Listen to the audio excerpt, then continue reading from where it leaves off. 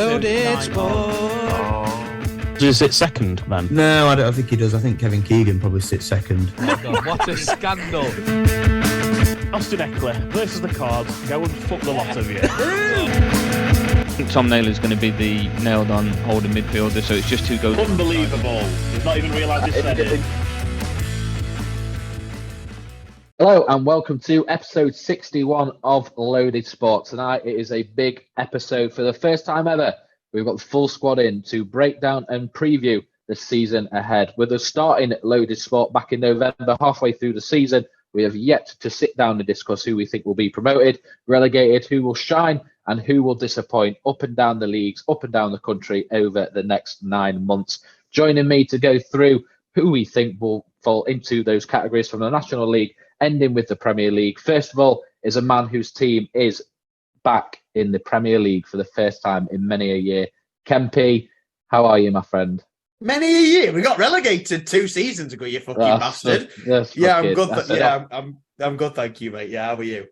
I'm all right, mate. That's enough these days, isn't it? With them parachute payments, they quickly get spent and run out. That's why even though you got relegated 2 years ago, you've got fuck all money to spend this year. So if us being relegated many years ago, if that's what that means, 2 years, then Chesterfield got relegated before football were even fucking invented. That's how long they've been in National League for. How did I know? Save it, mate. Save it. Now, notice that obviously our viewers can only see who's speaking at the time, but I can see myself and you three at the same time. And we've all conveniently come prepped with our team shirts for tonight's recording. So, Ken, talk us through what shirt you're wearing, what year, and what time it reminds you of being a Sheffield United fan.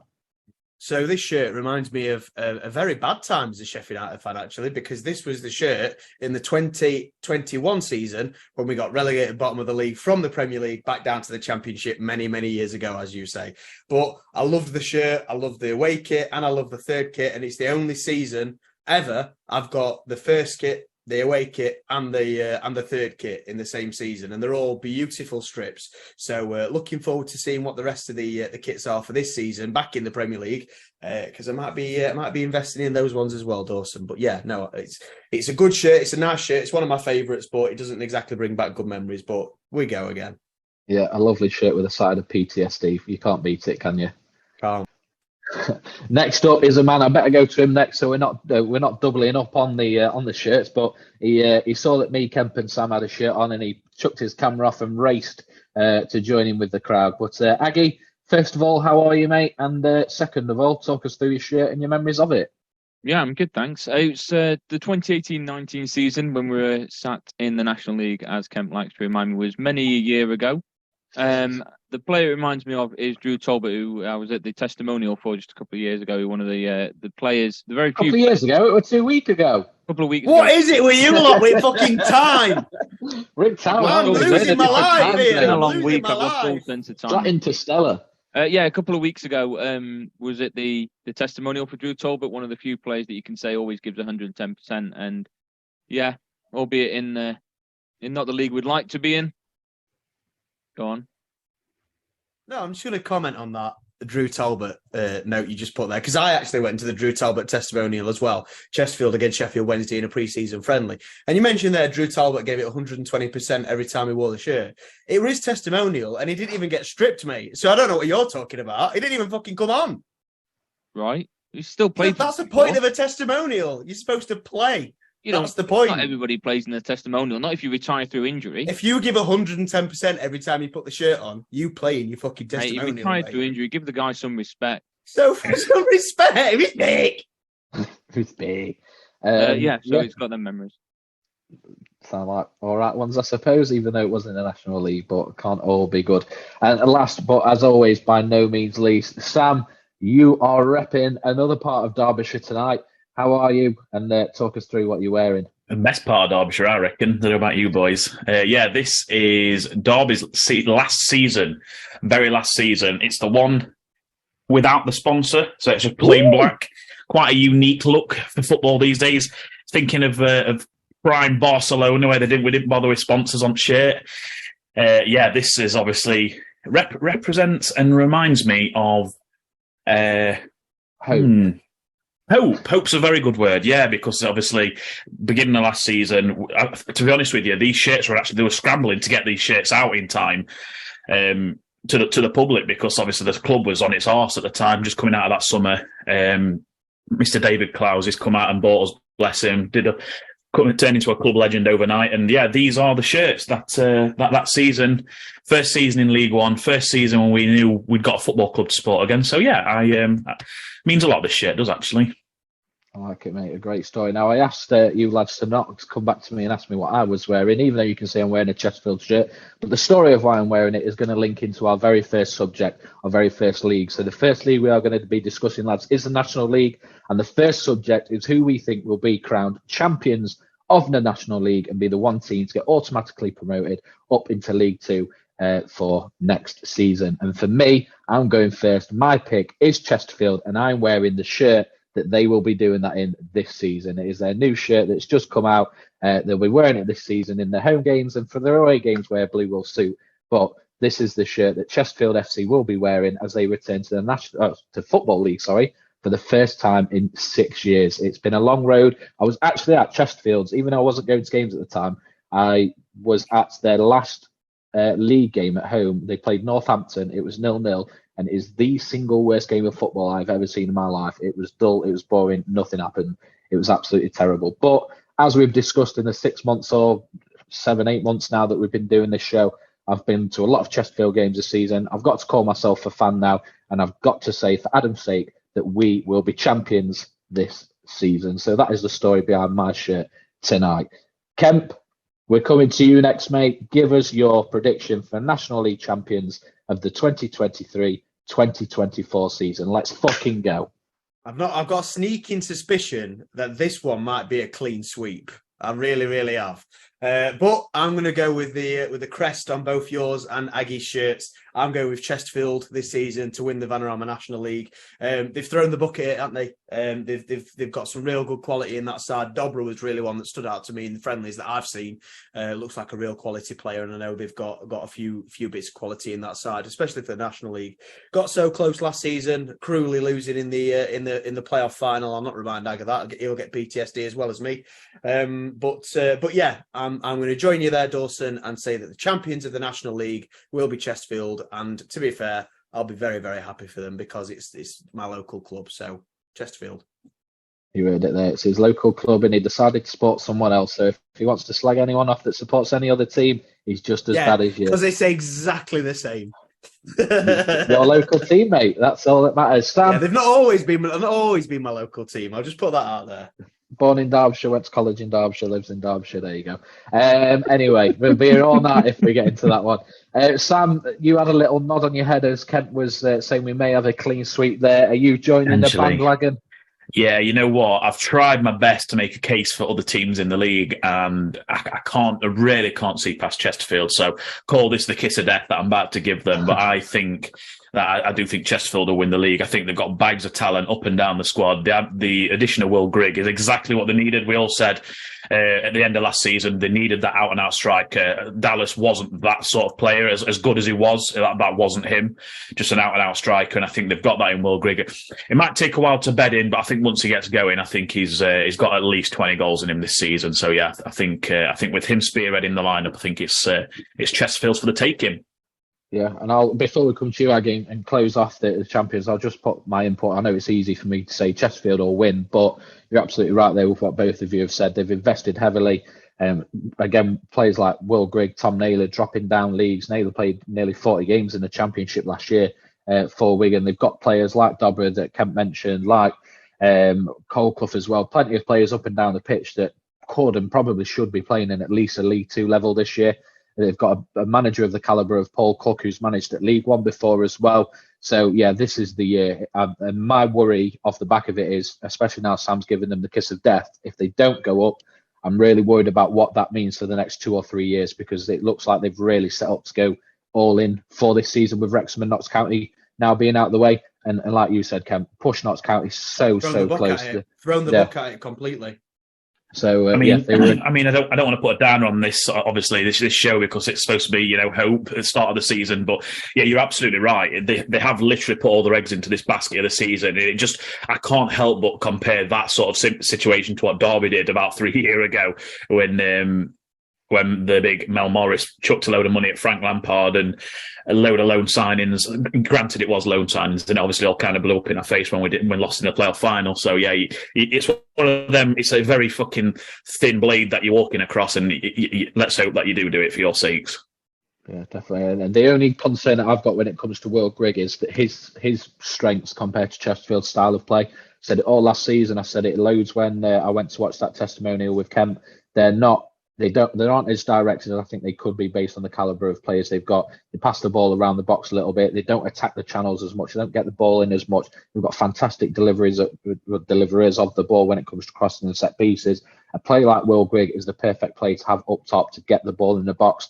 So they need to do that. Their squad stands out. They need to take advantage and put people to the sword. They always start well. They drop off after Christmas. This has got to be the year it changes. But Aggie, is it a clean sweep for National League champions, or are you going to be the guy, because you have said in the past you'll never back Chesterfield, are you going against that for the season-long prediction? No, mate, I'm going to make it a clean sweep. I'm going for Chesterfield to win the National League. Like you guys have already mentioned, we've strengthened this squad beyond what I expected. Some of the players that I expected to leave, we've managed to keep. The likes of Dobra and Mandeville have been linked with League One, League Two sides, and somehow we've managed to keep them. We've brought in Naylor, we've brought in Grigg, and you're absolutely right with what you were saying with getting the ball into the box more and utilising that sort of player. But what we've seen in pre-season is Sheffield United, Sheff Wednesday, Derby, sides that are much better than what we're going to be facing this season. So I think Will Grigg will find his feet quite easily in this level, and I think he'll finish top goal scorer at some point, or at the end of the season, of course. But yeah, I think players like him, Naylor, are great additions to this squad. We've just signed today Ryan Boot on a one-year deal, as well as a goalkeeper. With Harry Tyree, we've got on loan from Everton. He's already shown good glimpses as a young goalkeeper. So yeah, I think we've made great additions, and I think by far we are the strongest side in this division.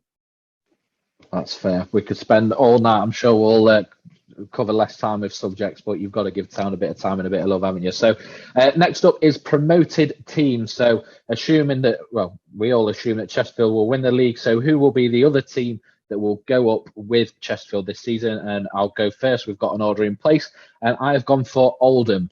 Now, they are second favourites for the league behind Chesterfield, so it might seem like the simple pick, but talking about Chesterfield having an overall squad that stands out from the rest, Oldham, if we're calling Chesterfield 1, I think you call Oldham 2, and then everyone else 3 in terms of how strong squads look.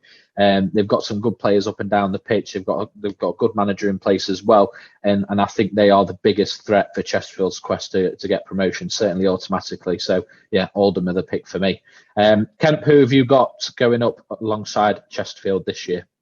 Oldham Athletic Football Club. We might have a clean sweep across the board here. There we go. This is getting a bit boring, isn't it? Now, they're as you say, they've got a very decent squad for the level. They've got a decent budget as well for the level. They get a lot of fans through the door. They're an old school EFL team. You know, that's where they should be traditionally.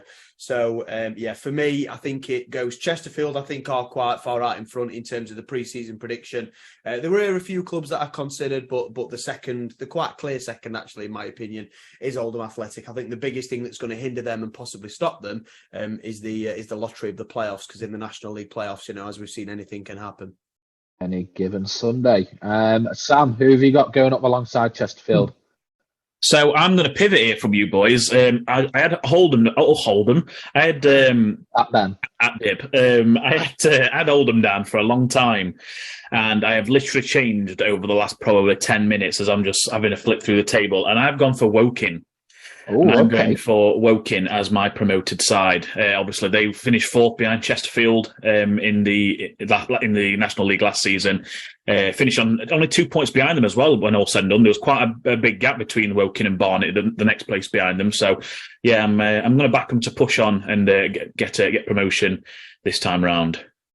I like it, Aggie. I'm sure you'll agree. Woking were one of those sides that are really tough to beat throughout the season. One of the TV games towards the end of the season was Chesterfield at Woking, won 1-0 by a penalty late in the first half, if I remember rightly. And yeah, just one of those teams that are really tough to break down and set up. You set up like that, you're going to prosper in the National League. So might not be the worst of shouts there. I like it. Aggie, to close us off on promoted teams, we've got 2 for Oldham, 1 for Woking. Are you adding a check to either of those teams, or have you got someone else? I am, yeah. I'm going with Oldham. I think they've made some excellent additions. Like You boring cunts, aren't you? We've just got to very- put our name. We want to be right. It don't matter. We can all try and be fancy, can't we? But Very strong squad. I did think of Woking. I also thought of Solihull and Hartlepool, but I've opted to stay with Oldham. It's the ones that I thought after they made a couple of signings. They were in talks, of course, to get Andrew Dallas at one point as well. Thankfully, he's not stayed in this division. But I think they're a very strong side, so they're going to go up with us. What's your thoughts on Solihull there? They finished 15th, didn't they, in the season? What's made you pick them out from the season that's just gone? New manager, change of routine, change of strategy, that kind of stuff. I mean, that's one of the reasons why Andy Dallas left. He had a fallout with the manager, went out on loan tours. He was firing in goals all over for Solihull last season, but they were playing him on the wing, and that's not his preferred position. So there was a bit of an argument back and forth there, and eventually came on loan to us for the remainder of the season. So a bit of change in manager. I think that'll help them. happy days. We're on to the relegated teams now, and this could be a little bit of a lottery. So let's see. I'll go first for the National League, as we are doing. I'm going for Wealdstone. I apologise for the Raider. He's going to be going down to the National League North or South. Got no fans, and he'll be scrapping and everything. But I think they've got a pretty dead team, to be honest. And apologies for any Wealdstone fans that might hear that, but I think for me they're the favourites to go down this year into the National League North, South. I'm not really too sure. Kemp, who have you got for the relegated team? We've been 2 for 2 so far. We're going to go different now. We are going different now.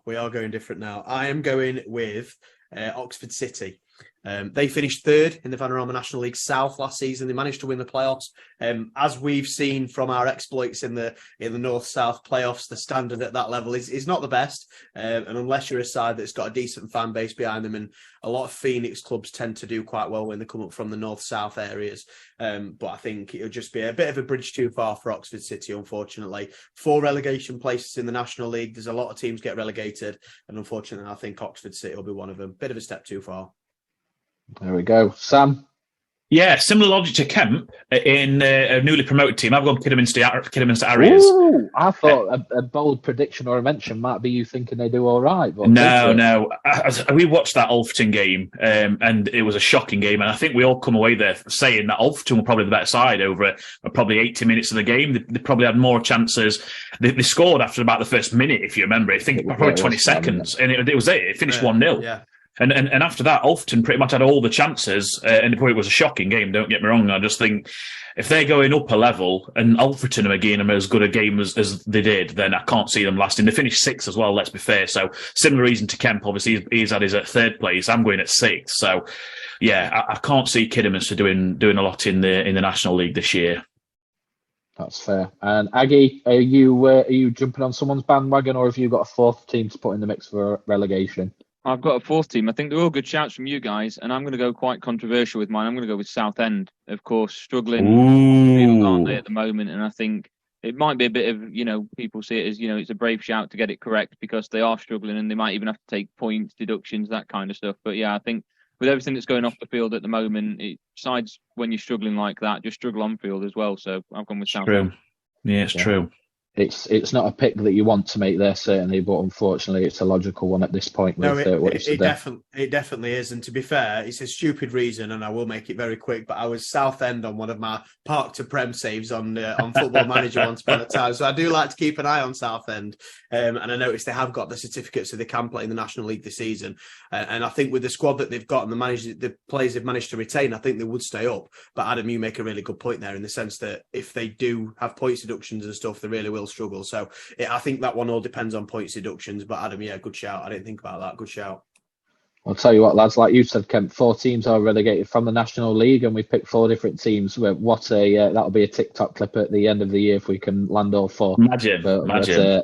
Let's see, Sky Bet request a bit maybe. Last to go for National League is the top scorer. So who do we think is going to be the player that will stand out as the top goal scorer in the National League? Last year, what a battle, a famous battle that got a lot of media attention between Paul Mullin and Macaulay Langstaff for Notts County and Wrexham. 2 players that are now out of the league as they guided their teams to promotion. So do I think that we're going to get a similar battle this year? No, but I do think there are some good players in there that can take that title. And for me, my pick as National League top goal scorer is Deepo Akinyemi for York. Now, nice. York are a team that I considered for my promoted team, but I didn't go with them. Looking, I've got his stats up here. He's got some great returns over the last few years. Last season for Ayr United in Scotland, he scored 20 and 36. The 3 years before that at Welling, he scored 16 in 14, 6 in 4, 4 in 3. Dulwich Hamlet, 13 in 12, 4 in 4, 4 in 2. So a lot of seasons where he's not played a lot, but he's still pretty much averaging a goal per game. Maybe he won't do that this year. I don't think he will, playing 46 games, but I certainly can see him being a 20 plus a year. 20 plus goals this season that should put him right up there. So yeah, Akinyemi for York is my pick for top scorer. Kemp, what about you? I've gone for Mike Fondop Talon for Oldham Athletic. I don't know why you're laughing there. He used to play for Chesterfield. Oh, did he? I didn't even realise that. There you go. That's how good my research is on this guy. He got, I think, 13 goals in all competitions last season, which didn't set the world on fire. But I think Oldham Athletic will be in a much better position this season than they were last. And I think he'll take the cake on that. And I think he'll be right at the forefront of their goal scoring. I was tempted to choose Will Grigg because you look at Will Grigg's experience at this level. But in those pre-season games that I watched of Chesterfield, he really, really did not impress me. So that's why I've gone with Mark Fondop Talon. Sam, tell us you've gone Will Grigg. No, mate, no, definitely not. You never know with new signings, do you? You never know if they're going to hit the ground running or, take a couple of months to bed in. So I've gone Reece Brown of Woking. He's doing the score. I was just about to say, as I did with my score unlock, back in the listener lock-in way back when, I'm back in. We've both done it. Yeah, you do it, Oldham. Yeah, I'm doing it with Woking. I've backed him from a promoted side. And to be promoted, you're going to need a goal scorer. And I think Reece Brown did that. About 20 goals last season, tied with your boy, Andrew Dallas. So, yeah, you take Langstaff and Mullin away from the top 5 scorers. And, yeah, he's finished joint second with the 2 players that still remain in the league. So I back him to push on this season and push Woking into a promotion spot. Good shout. Aggie, are you going to give Will Grigg some credit, or have you got someone else? I've gone Will Grigg. I mentioned it briefly earlier that I think his experience in the Championship and League One, I know the last couple of years he's not had the greatest goal-scoring record, but I think somebody with that sort of experience and that sort of record in his arsenal, I think this level will certainly be... Like saying his arse.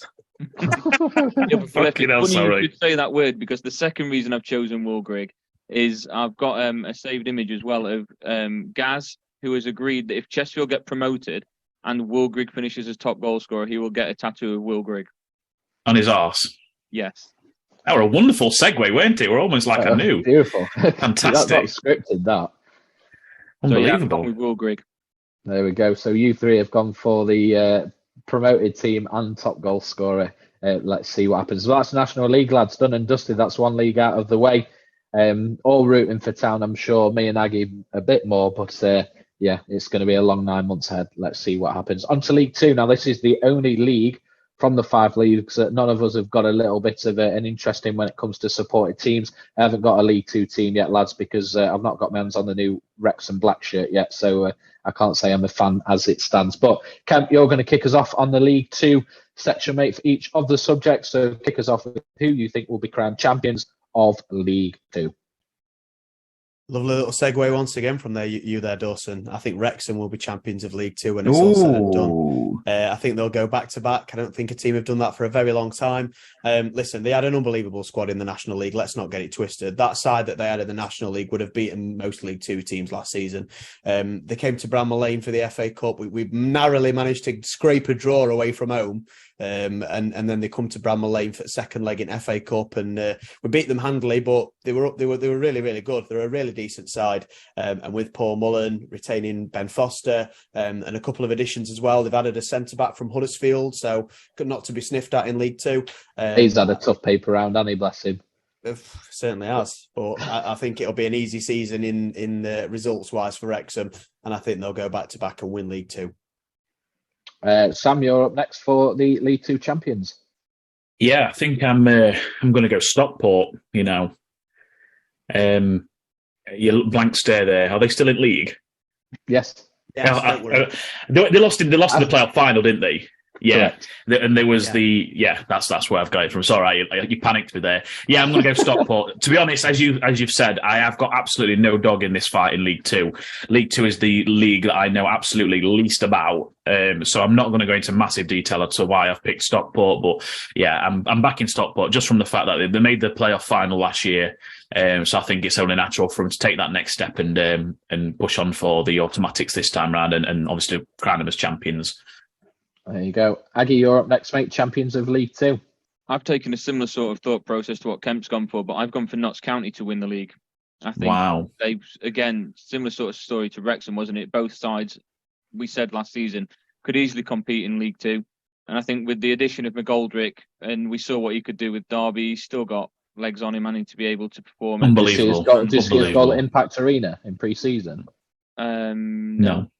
Oh, unreal. I'll ping you the link after. But yeah, they played Afton Town in a friendly, and he bagged one from like 30 yard out in top bins. I fucking love him so much. And you think I think they've signed Jones on a permanent. They've managed to keep, in fact, the majority, if not all, the players that helped them get promoted. And it amazes me that Langstaff's still going to be wearing a Notts County shirt next season. So yeah, I think with that addition, it's going to make them, for me, front runners. It'll be a tough battle, but I think they're going to finish at top.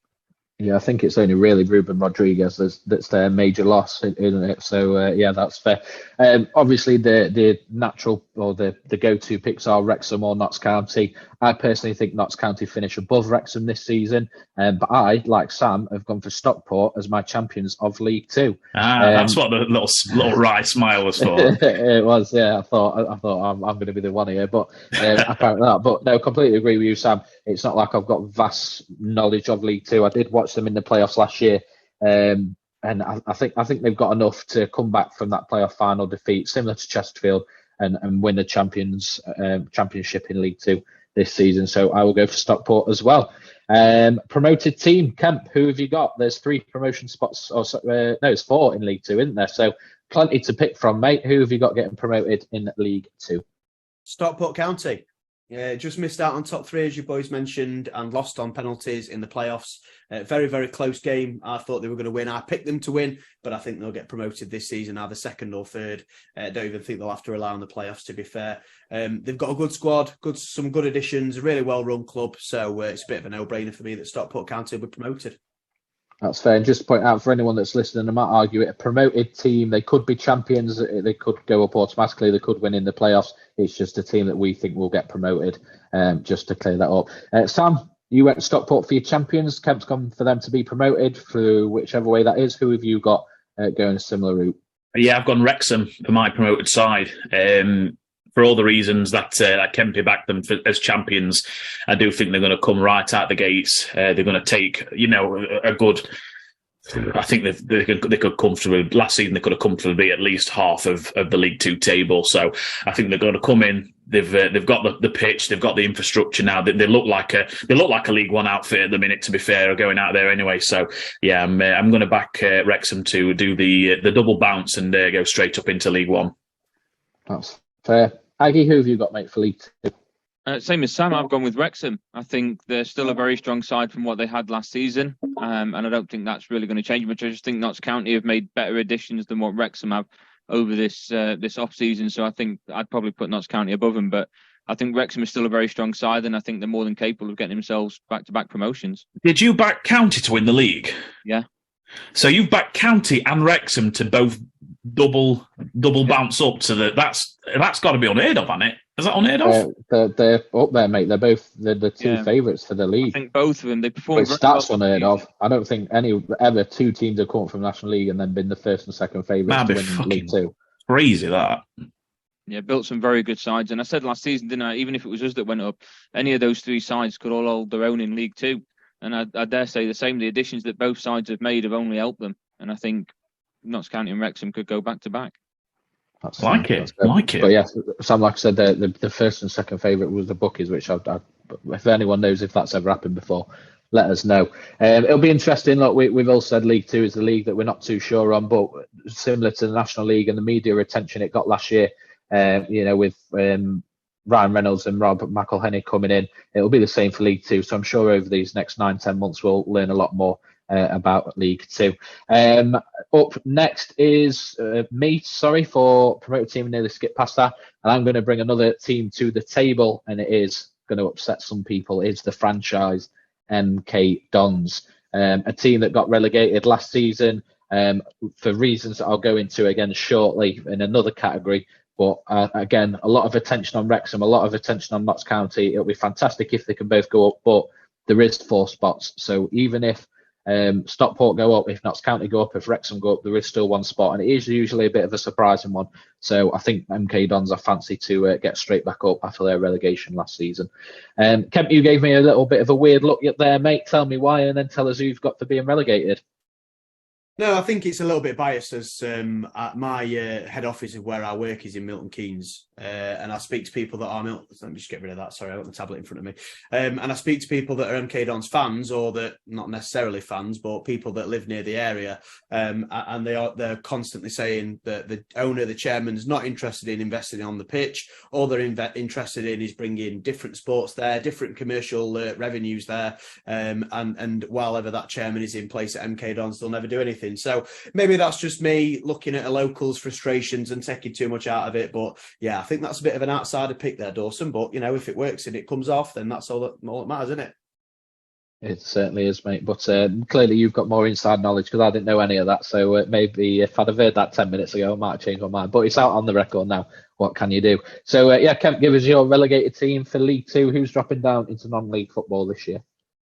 Crawley Town narrowly survived last season, lost a couple of key players, and I think the league this season will be tougher. League Two will be tougher. You've got Stockport that'll want to go again. You've got Wrexham and Notts County that'll obviously be up there for all the reasons that we've discussed. And I think Crawley Town as a club, not massive club, don't get a lot of fans, not a lot of investment. So yeah, I can see them getting relegated into the National League, but only 2 relegation places in League Two, so might survive on that basis. But it's a difficult one, isn't it? It's a difficult one. This one, I think, the relegated League Two. Definitely. Put your name to one then, Sam. Who have you gone for? Yeah, so up next, so I've got written down here, you see, I've got Harrogate written down here. And I've just been having a right good look at the table as you lot discuss. And you know what? I'm going to pivot, and I think this is a quite unpopular decision, but I'm going to go Doncaster Rovers, to get relegated. My reason being, a lot of people have got them sort of in and around the playoffs this year. Yeah, so, it's definitely an outside pick. It could be a bad pick. I will say this: it's an absolute stretch. My only logic I'm going with it is because they lost the second most games in the whole of the division last year. Rochdale was 26 losses, Doncaster was 23, and obviously they finished 18th. So for me, second highest losses in the league. Even Hartlepool lost less games than Doncaster. It went down. So yeah, I'm going to go Doncaster. I will admit it's a little bit of an outside shot. Probably should play a safer one, but yeah, why not? Being a fan of football in South Yorkshire, and obviously I do hear quite a lot of, that's a South Yorkshire team that I follow, Dawson. No, my look is where have you pulled the fucking mic from? Oh, I'm sitting back. I'm sitting back a little. He's borrowed it from Aggie. Yeah. I'm sitting back a little bit, so I don't want to be sitting back and you not be able to hear me. So there you go. Why use your headphones, mate? That's what I do. No, because the microphone's better quality. But anyway, we'll carry on. Being a fan of obviously a club in South Yorkshire, I listen to a local radio station that talks about a lot of clubs in South Yorkshire area and North Derbyshire for Chesterfield as well. And I think if that happens, Sam, that would be absolutely disastrous for Doncaster Rovers. They've got quite a big stadium in the Keepmoat. It used to be called about 12 to 15,000. Quite a lot of supporters, quite a lot of following. It's a nice stadium. We're in the championship. We're in the championship club not too long ago. Yeah. So I think that'd be even more disastrous than, let's say, for example, a club like Chesterfield being in the National League. Let's have it. Let's fucking have it. Send the cunts down. Stick a tenner on that maybe on the weekend. Aggie, who have you got, mate, getting relegated this season? I have gone with AFC Wimbledon. I know they've made a few signings, but they finished. Ooh. What sort of football fans are we having? MK Dons going up and Wimbledon going down. Fuck this, boys. Come on. Yeah, I just think they've made a couple of signings, but I think, like you've already mentioned, the class in that division is going to be completely different to what it was this last season. So yeah, I think Wimbledon will struggle again, and I think they'll just drop this season. They had a bad finish to the season, didn't they? I don't think they won in God knows how many games. I think that'd be a massive shame because they've just moved into a new stadium last season. They've really finally got themselves back on the feet as an established football league club with their own ground, their own stadium, the supporters all back and united together. And then if they go down, I think that'll devastate them. But hopefully not. But, it'll be devastating. But as the great Simon Jordan says, you get what you deserve in football, don't you? If they go down, they've got no one else to. They've got no God-given right to stay in the division, have they? So not at all. Not at all. I think it's just that romantic AFC Wimbledon thing. Of course it is. It's football, the vast majority, 99% of football fans say they like Wimbledon and they don't like MK Dons. So, yeah. They're no AFC Richmond, are they? But anyway, I almost, for my relegated team, joined you, Kemp, with going with Crawley, but I am going to go with one that does hurt my heart a little bit. Maybe these should be my League Two team, considering that I was born there, and that is Crewe Alexandra. Lost a few players this summer. They've not really replaced them. And I know we talk about it's a tough league to go down in, but you do tend to find that 3 or 4 or 5 teams are right in and amongst it. And, going into the last few games, have a chance of going down. So someone that is slightly surprising is likely to go. And I'll put my name to Crewe for that one. So, let's see who gets that one right. If any of us. Can kick us off for the last category for League Two, and that is the top scorer. Who have you got as the player to stand out? And it's your fucking man, Macaulay Langstaff, who's going to be the top scorer in League Two next season. I was going to go with David McGoldrick, the Sheffield United and Derby legend. Fucking up him. But having said that, he can be quite injury prone at times, Sam. You know that. I do know that. And if he picks up a knock or picks up a bad injury, he could be out for quite a few weeks. The thing is with Macaulay Langstaff, he was very consistent last season, so I'm using that to kind of choose my pick. And the other one that I was considering also was obviously Mr. Paul Mullin at Wrexham, but currently recovering from a punctured lung and some broken ribs, so it'll take him a little bit of time to recover. So straight away, he'll be behind Langstaff and he'll have catching up to do. So Macaulay Langstaff for me. Yeah, not all bad though. Mullin's not allowed to fly back because of the punctured lung, so Rob McElhenney's put him up in his house for a couple of weeks until he can. So can't all be bad, can it? It's not all bad. It's always sunny in Philadelphia, isn't it? Nice, go, right. Nice, unbelievable. Very good. Clip that. Not really. Just for you. Shite down straight away. Yeah, Sam, give us your top scorer, mate. I'm a bit fuming, to be honest. How long Paul Mullin out for? A few weeks, they've said. So it could be 4 weeks, yeah, 6 weeks. It's a few weeks. Can't fly back for 2. It's a punctured lung, so it's not going to be next week. Do you know what I mean? It's a few. That's shit on my chips a bit, to be honest, because I'm going to stick with him, but I'm not. I'm not too happy about this pick now, but I'm going to go Paul Mullin. And you know what? I even have very sound logic to go Paul Mullin as well. I didn't want to touch Langstaff because of Dave McGoldrick signing for them, and I think they'll share a good amount of the goals. He was the focal point for Notts County last season. David McGoldrick's 100%, like Kemp says, it is right. If he stays fit, is going to be bagging goals. It's a big if, but if he does stay fit, McGoldrick will absolutely clean house in League Two. He was untouchable in League One, so God knows what he's going to be like in League Two. And for that reason, I didn't want to touch Langstaff. So I am going to stick with Paul Mullin, but I'm not as happy with the pick as I was 5 minutes ago. Yeah, another big reason that I didn't go McGoldrick is that when he played for us, especially McGoldrick, and it might have been different for you, but he quite often played in that number 10 position. Yeah, and I think, 100%. Yeah, and I think in that number 10 position for us, he didn't score that many goals for Sheffield United, but he created so much and he was a workhorse of the team. So I think instead of being that talisman that he needed to be for Derby because you didn't have a goal scorer, I do think McGoldrick will be a very, probably the top assister in the league this season. But I do think because of that reason, I think Langstaff will score more because of the creativity of McGoldrick. So, yeah, good shout for the assists. I could buy that one.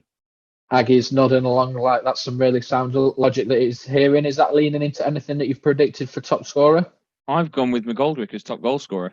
Here we go. For the reason that I think Notts County are obviously going to go up. They've got 2 very good goal scorers there, but I don't think Langstaff finishes the season at County. I think in January he's performed really well the first half of the season. That's when your League One sides maybe start looking around, going for him, maybe even lower Championship, depending on just how many goals he has scored. And I think McGoldrick will then be forced to play in that position that he did for Derby. And I think, like Sam's already said, in League Two, he'll clean house. And with no Langstaff, that's who they're going to turn to. That's fair, mate. I've got a new name. Obviously, Langstaff and Mullin are the obvious picks here, but I wanted to try and go somewhere a little bit different. I've gone for Mohamed Issa for MK Dons, the team that I mentioned earlier. I fancy to get promoted. Last couple of seasons in League One, he scored 11 in 32, 12 in 35. So by no means unreal goal stats, but a goal pretty much every other game, every 3 games. I think he'll get a bit of a better goal to games ratio in League Two. And again, it can be up and around there. Like we said, Mullin's going to miss a few weeks. Langstaff could, you're absolutely right there, Adam. Just because he's not gone this summer doesn't mean that he starts performing this season and clubs think, right, we really need to start, we really need to take a chance on this guy now and put a bid in for him in January. So someone like Issa, MK Dons, like I said, I do fancy them to have a positive season. He could really spearhead that and be in and amongst it by the time the season ends. So, yeah, I'm going to put my name to him for MK Dons. And that is League Two in the books, lads. And now it's time to get on to League One. Sam, without spoiling any potential predictions you've got, I did mention that we'll get onto this, and obviously it was obvious that actually, let's save it just in case. Let's save it. We'll get to it at the end if it doesn't get covered. I was going to say talk about Derby, but we'll save it like we did with Chesterfield. So League One, Aggie, you kick us off, mate. Who have you got as the champions of League One? I have got Bolton Wanderers. I think towards the back end of last season, they had a very good finish. I think they were unfortunate. I believe they were in the playoffs and lost in the semi-final, didn't they? And I think it was very unfortunate in that. But the back end of that season, I think they were phenomenal. And I think Ian Ebbett's done wonders with them. And I think he's ready to take them to the next level. Just to ask you a quick question about your pick there, Adam. Bolton Wanderers, are they a Phoenix club of Bolton Wanderers by any chance? Yeah, it's like a piss take name. All the fans sat there wondering in the crowd. It's the Wanderers. It is what it is. It is what it is, mate. I'm next, and I've also gone Bolton. Like you said there, Adam, we're really strong last season. We're very unfortunate to come up against 3 teams as strong as they were in Plymouth, Ipswich, and Sheffield Wednesday. And if they were a bit less prolific than they were or weren't in the league, Bolton would have been even stronger. Ian Evatt is showing great credentials as a manager. After Town pied him, I think he's had 3 promotions in 5 seasons or something along those lines. So he's proven as a manager. You couldn't really do much with the 3 teams above them last year. They were absolutely phenomenal. Not many teams could have done much more. And so, again, similar to Chesterfield with Wrexham and Notts County, now those 3 teams are out of the way. I fancy Bolton for the league. So, I'll go with that. Kemp, who have you got for champions of League One? As they are Derby County. Oh, no. And they are going up. Easy. Yeah, no, Derby County are winning the League One. I went to Pride Park last week to watch Sheffield United in pre-season friendly. Ended up winning in the end 3-1, but Derby County, a real good outfit. They've signed some fantastic players, to be fair. Curtis Nelson and Sonny Bradley are unbelievable signings for Derby. Curtis Nelson, 18 appearances in the Championship last season, and coming over to Derby, and even bigger than that, even better than that, Sonny Bradley was Luton's captain, who got promoted to the Premier League, as Sam said before, has emigrated to the land of milk and honey, which is Derby County. So, as well as Connor Washington as well. He's not going to get a hat full of goals, but a lot of the times you see clubs that go up that maybe don't score that many goals, but just keep loads and loads of clean sheets, and that's what I think Derby will do. They're very, very solid, and I think they'll go up. So, Derby County for me. Sorry, Sam. Yeah, no, I like it, mate. Sonny Bradley and Eric Cashin at the back. Tipping them to be probably the best centre-back partnership in League One this season. I think you're absolutely right. I think we're probably not going to score a lot of goals, but I think we'll probably have one of the best defensive records in the whole league, to be honest. That's fair. Sam, are you doing it? Are you committing to it, or have you got somebody else? I can't do it, can I? I can't do it to him. I can't do it to my boys. I thought, to be honest, I'm a bit pissed off because I thought you were all going to go Derby. And I thought I'd be clever by picking Bolton, and it turns out I've just gone with majority. So, yeah, same reason as you boys. I've also picked Bolton. I don't like it. It leaves a really bitter taste in my mouth that I've done this. But you can change it, mate, if you want. I can't give kiss of death, can I? I can't do it. So I'm going to pick Bolton for the champions. So sign me off on that. It's done. I'm picking Bolton. Bolton Wanderers, as Aggie likes to call them. There you go. Brian Potter will be very happy, I'm sure. Ag, take us into promoted team. You've gone for Bolton like me and Sam.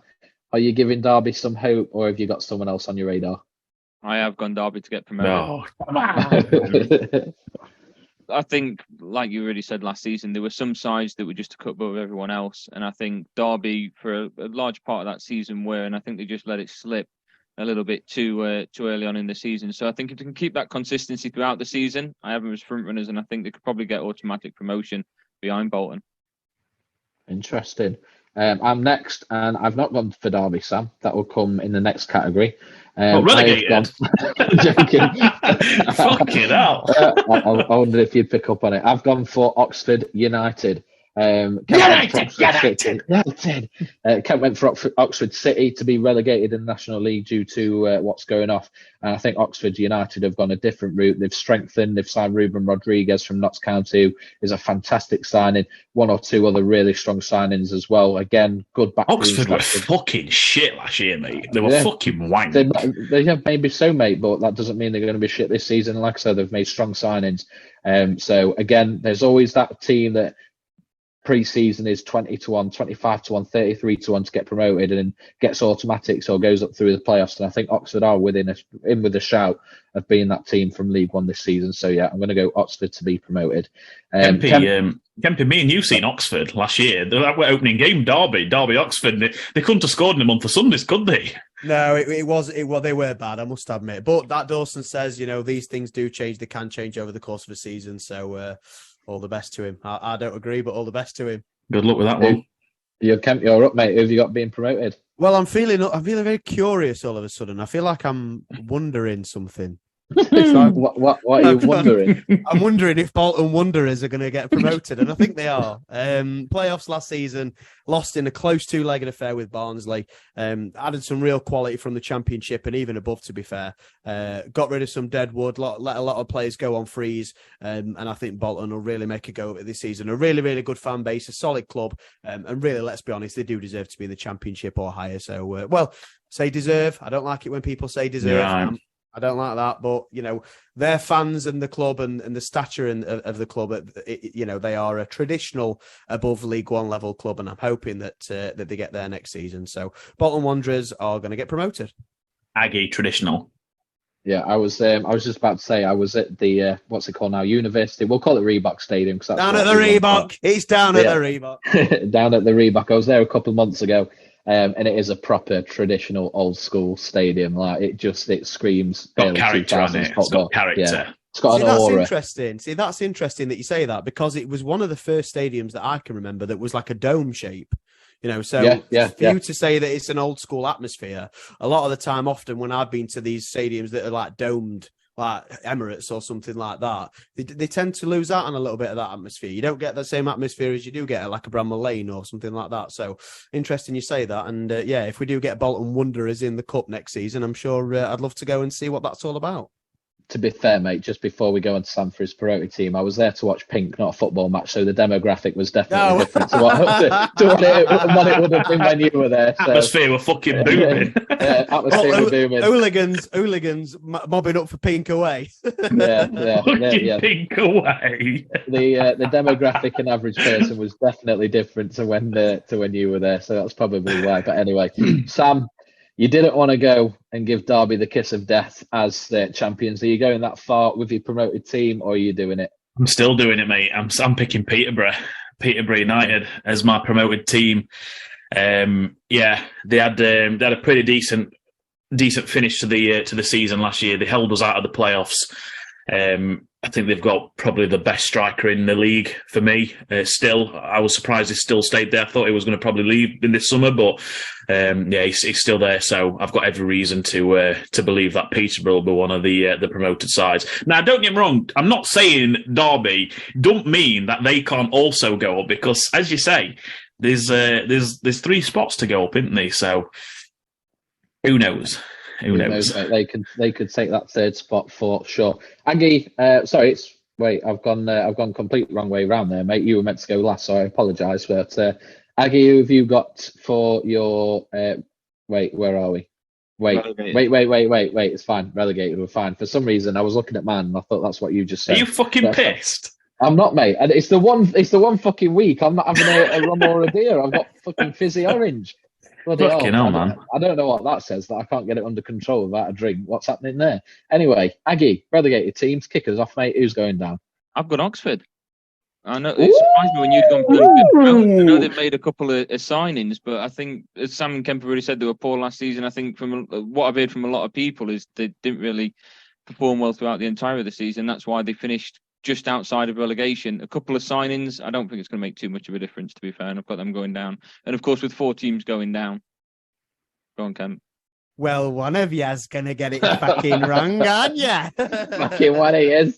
Fucking one of you's. Oh, fair enough, mate. Well, we'll remember that one, won't we? And it'll be something to keep an eye on throughout this season. My relegated team, I have gone for Wycombe Wanderers. Saw Wycombe when they got to the playoff final last season, the season before, when Sunderland beat them to get promoted. Sunderland totally outclassed them that day. It was like a cup game where they were 2 divisions apart. Struggled a little bit last season. Then when Kemp's man Gareth Ainsworth left to become QPR manager, they just weren't the same side. He brought a lot of character, a lot of personality, a lot of foundation to that team with how long he was there. And yeah, it kind of felt like that soul left when he left.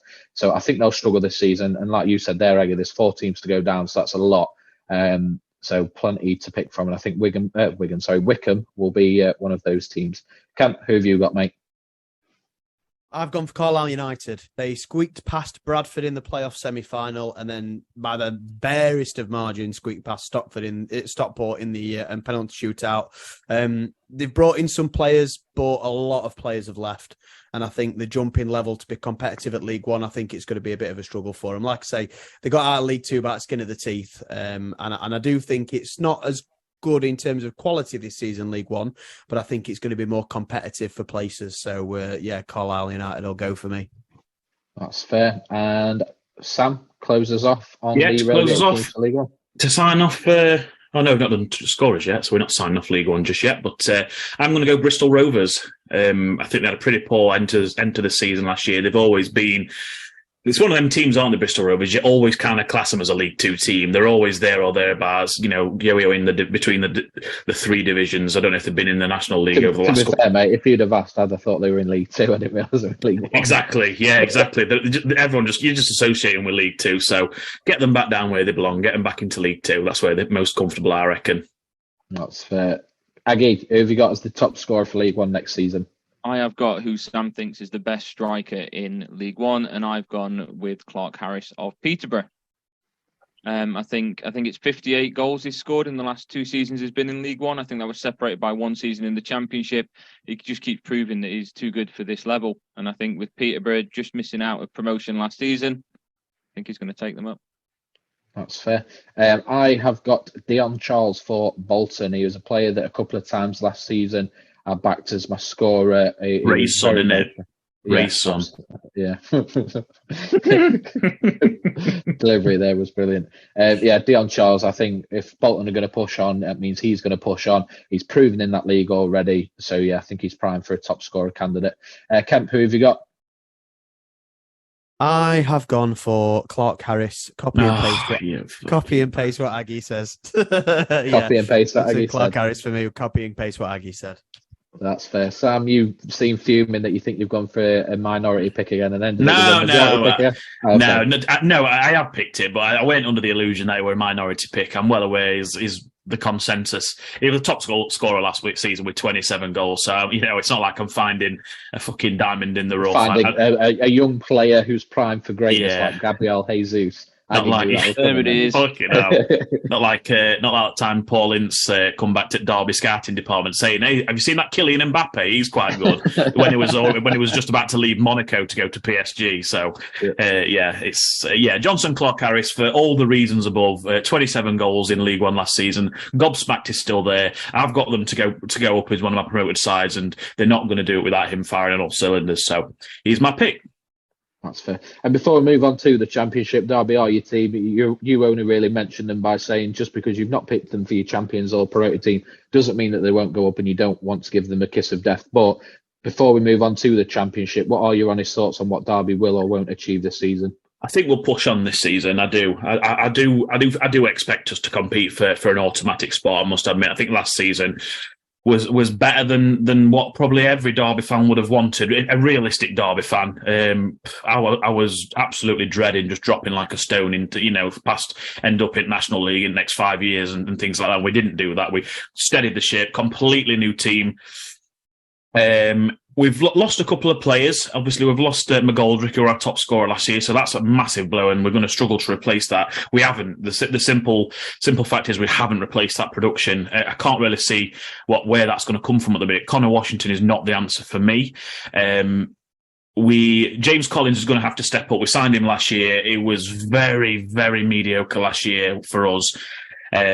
We've signed a couple of quality signings that Kemp's mentioned already. I keep mentioning Joe Ward, the right winger that we've signed, and he's got one of the best crosses I've seen for a player at that level for a long time. So I think if we can get Collins going on all cylinders, because he is a target man. He's a number 9. Is what 6 foot plus. He's going to get in there. He's going to score bags of headers, which obviously you'll have known that he scored a decent little header against you boys in pre-season with, funnily enough, Joe Ward with the assist. So I think that is going to be a lot of a big copy and paste throughout the year. Him with the assist and him with the headed goals. So yeah, I'm backing him to push for promotion.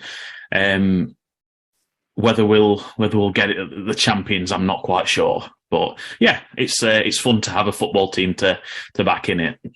Yeah, absolutely is, mate. Absolutely is. That's why I moved to town, because United were doing so shit. Anyway, Sam, you are up first, mate, for the championship. So who have you got as the champions of the championship this upcoming season? Now, I must admit, I have scrambled slightly on this one, and I've pulled Leicester out here. Okay. I think they've made some decent signings so far. I know they've had to sell a couple of people. I know Harvey Barnes is leaving or left. No, he's gone, mate. That's done. So gone. Barnes, Tillmans, Maddison. That sort of midfield. Yeah, they've kind of gutted that midfield, which was way too good for the championship. Let's be fair. They've made a couple of signings, and the one's eluding me that I can't think of who it is.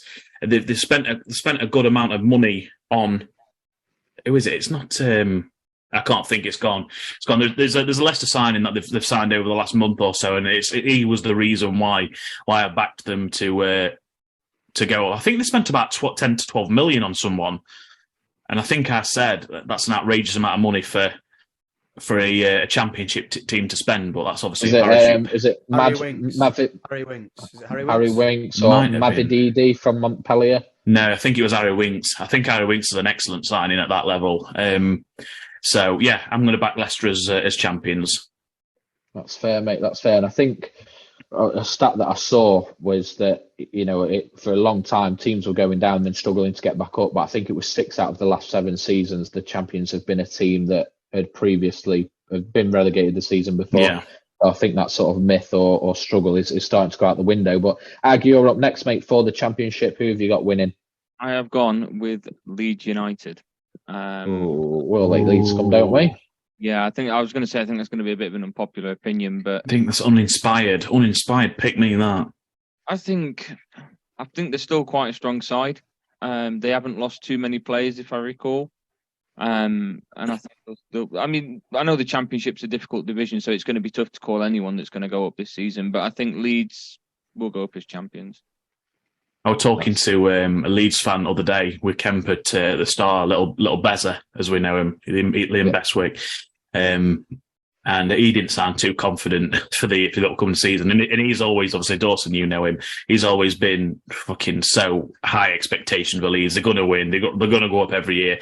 And he just weren't filling me with confidence at all. I think he was under the illusion that they could finish quite far down the table this year. And I don't think he were even confident in making playoffs. Wow. Well, that's interesting. A shout from me then. We'll see, mate. We'll see. I mean, what does he know? What the fans know? Very true. Kemp, who have you got, mate? Sheffield Wednesday, surely. No. I have done a complete U-turn on this one. I've gone for Leicester City. The reason I've done a U-turn is because I looked at their new manager. He's one of Pep's boys. I can't remember his name off the top of my head, but I thought no real experience managing, himself, picking up cones for Pep is not exactly the same thing. But then I looked at Pep's boys in recent years, Arteta company, not done too badly, have they? So complete U-turn on this one for me. And the reason I did that is because of the transfer business they've done. Harry Winks, like Sam said, 12 mil or 11 mil, I think it is for Harry Winks is crazy for a Championship club. Sheffield United can't afford to spend that on players. So the fact that a Championship club's doing it is crazy. Connor Cody, a fantastic steal for me, in my opinion. Good signing that. He'll be excellent in Championship, I think. Centre back Connor Cody is going to be excellent for them, like you say there, Sam. And again, another couple of decent players they've brought in as well. So yes, they've lost big players, but Harvey Barnes and Tielemans, and they weren't going to play in the Championship. They never were. They're too good for that. But I think they've got a good squad still. I think they've managed to retain quite a lot of quality. And I think with, like I say, one of Pep's boys leading the charge, I think they'll win the league. That's absolutely fair. For me, just off the back of what Kemp said there about bringing in, I always look at the Championship not as much as who you bring in, but who you manage to retain, as he said there. And purely for that reason, I've got Southampton as my champions. So I know Leicester and Leeds have got some love there for the relegated teams, but I'm going to go Southampton. They've not really lost many players. They've got some good young players in there. They've got experience like a James Ward-Prowse that I think was pretty much priced out of the move when once Southampton quoted, I think it was 50 million that they wanted for him.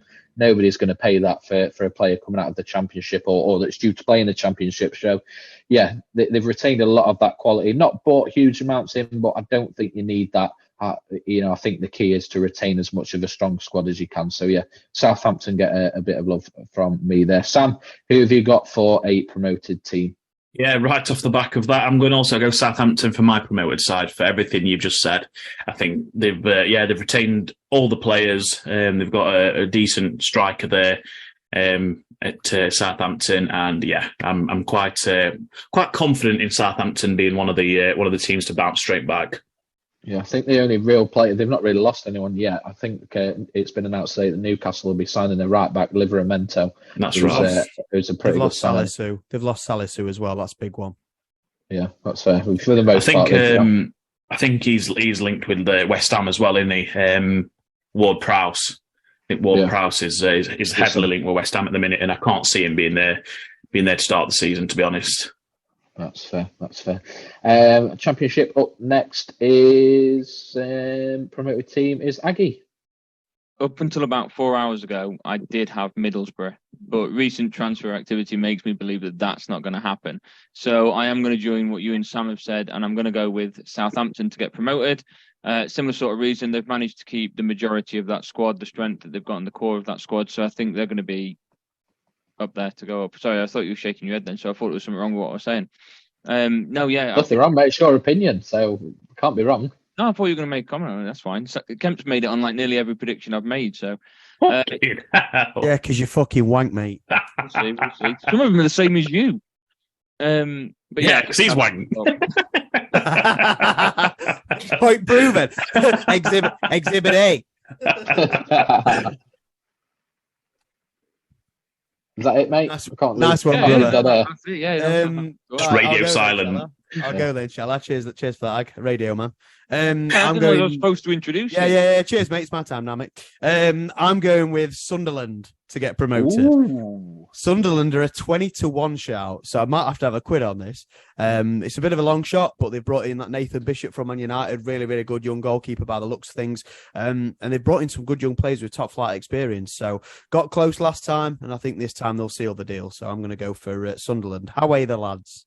And the return of the Scottish Drogba in Ross Stewart as well, who should have a good season if he can stay fit. I'm going to close us off on the promoted teams. I'm very quickly going to go around the room to get you to guess or have a guess on who you think I've picked. Kemp, who do you think I've gone for? Sheffield Wednesday. Aggie? Middlesbrough. That was the pick I thought you were all going to say. Sam? Leicester. I have gone for Ipswich Town to get back Chaplin's got to be your scorer in. Back-to-back promotions. They were absolutely phenomenal last season in League One. Very much like what Kemp said and what you said, Sam, with Derby. I just had Ipswich in my head when you were describing that. Built to defend, built to not concede, score goals, get the wins, and yeah, they were absolutely brilliant. The manager is a part of, or an ex part of United's coaching staff, and what he's learnt there is really paying off. So yeah, I genuinely think that they're in a really good position to go back to back and end up in the Premier League, and hopefully reach the heights of reaching fifth place that they did in 2001, and then end up playing Inter Milan at Portman Road in the UEFA Cup like they did all those years ago with Marcus Stewart up top. And I've just pulled that off the dome at Harry Mack. I've not prepped any of those stats. That's just pure memory. But yeah, Ipswich Town for me. Sam, relegated team. Who have you got? I've gone Rotherham. I think it's come full circle from again, and it's only always a matter of time for Rotherham to go back down to League One. We all know what kind of financial straits they're under. Paul Warne left them for Derby County. A couple of Rotherham fans questioned that decision. I know we work with at Sexy Shells, and he couldn't get his head around at the time why Warne had gone to Derby from Rotherham. I think Rotherham was like 10th at the time in the Championship, and I said, look, mate, we're a bigger club, it's as simple as that. I said, we might be down there temporarily. He says, but you can bet your bottom dollar once we get promoted again, we're going to have that budget that he can spend, far more than what he's ever been able to spend it at Rotherham. And for that reason, Rotherham I think it's their time again to go back down. That's fair. They always remind me of, like, probably not so much Fulham now because they did really well last year, but like the Norwich of that. They're either up or down, up or down. Not quite good enough for Championship, too good for League One. There you go. Took the words out of my mouth. Absolutely right. So yeah, they're due it because this is like the first. This was the first season where they didn't change the league. So not a bad shout. Aggie, who have you got getting relegated? I have gone solely off how they only just managed to squeeze past us in a pre-season friendly, and I know they've probably made a couple of changes since then, and I know friendlies aren't too much to go on, but I'm going to go with Sheffield Wednesday to go back down. I just didn't see enough of them to say that we're a Championship side, and I know it's a pre-season friendly, but I think the way in which they played, they needed to make a lot of changes if they're going to survive against much tougher opposition. Yeah, and I think, Aggie, that is the first prediction you've made that Kemp's happy with. So congratulations. It's only took nearly an hour, but it's always good to get there eventually. Kemp, are you jumping on that just for your heart's sake, or have you got another pick? I wish I could. I really do wish I could, but unfortunately... Do you feel like bullying a bit? Yeah, I think they'll scrape it. I think they'll just survive. To be fair, I think they were pretty poor in that pre-season friendly that you mentioned, Adam, that I went to watch as well. But, I think they will just scrape survival. They have still got a couple of players in there that'll probably do it for them. No, for me, I am the only... Go on, Sam. I was about to say, listen to how fucking solemn he sounds there, saying he thinks they're going to survive. You're about crying. Because if they went down and we stay up, we'll be 2 leagues above them. So yeah, I get it. Yeah, but that's a big shout anyway. But there you go. I am gonna. And this is another one that I'm gonna sound quite a solemn on because I think I'm the only Sheffield United fan in the world that's got any time at all for Gareth Ainsworth. Gareth Ainsworth ended Dane Whitehouse's career with a very bad tackle for Sheffield United, so he's not got a good reputation among Blades. But I think he's a good guy. But I think his team are going to go down. QPR, I think, are going to get relegated. They're a club in turmoil at the moment. They scraped survival by the skin of their teeth last season. He had a very, very bad track record with him towards the back end of that season. I can see him back at Wycombe Wanderers next season, to be honest with you. I don't think signing a 33-year-old Jack Colback will be reliable enough for you for a 46-game domestic league season.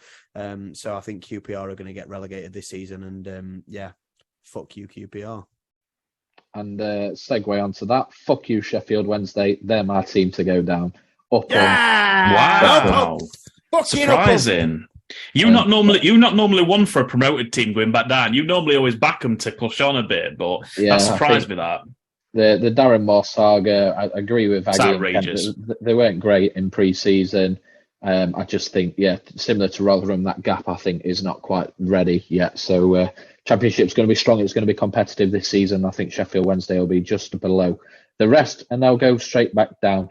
Sam, who have you got for your top scorer, mate, for the Championship? One of the hardest leagues to become top scorer in. Yeah, this is the league and the Championship. It's always completely different every year, and I'm going to do a pick here that I am not quite happy with. Because I know he's recently been linked to Everton. I'm going to go for Che Adams. Che, obviously Southampton, I've backed them as a promotion team. I think they'll have to have him to have a good season. Scotland international, which doesn't really say much to be fair, but I think Che Adams needs to stay at Southampton for them to get promoted. So it's a big if. It depends if the transfer goes through or not. If it doesn't go through, then I'm backing. What's up, mate? Are you all right? Yes, keep talking, mate. It's all good. Oh, sorry, I didn't know what was going off then. You were just waving your arms about. Yes, Che Adams will be my scorer for the championship. It's wanting me to carry on talking. So, Aggie, what's your thoughts? Oh, go on, Aggie. Go on. Yeah, I'll jump in and say again, this was something that I did have Akpom down as, but I am going to have to change it, and I'm going to go with Patson Daka from Leicester. I think, like you guys have already mentioned, that what they've added to that squad will help with the creativity, and I think they'll be there or thereabouts. I don't think they'll get promoted, but I think they'll be there or thereabouts, and I think Daka will be a huge part of that. So I'm going to agree with you on the club, but I'm not going to agree with you on the player. I'm going Jamie Vardy to get the Golden Boot in the Championship this season. I like it. He's 36. He didn't have a very a very good and efficient return last season for him, but they were pretty poor. While he did have a disappointing season, I think at 36, I think he'll probably see this as kind of his last hurrah. Maybe for Leicester, his swan song. That's absolutely right, Adam.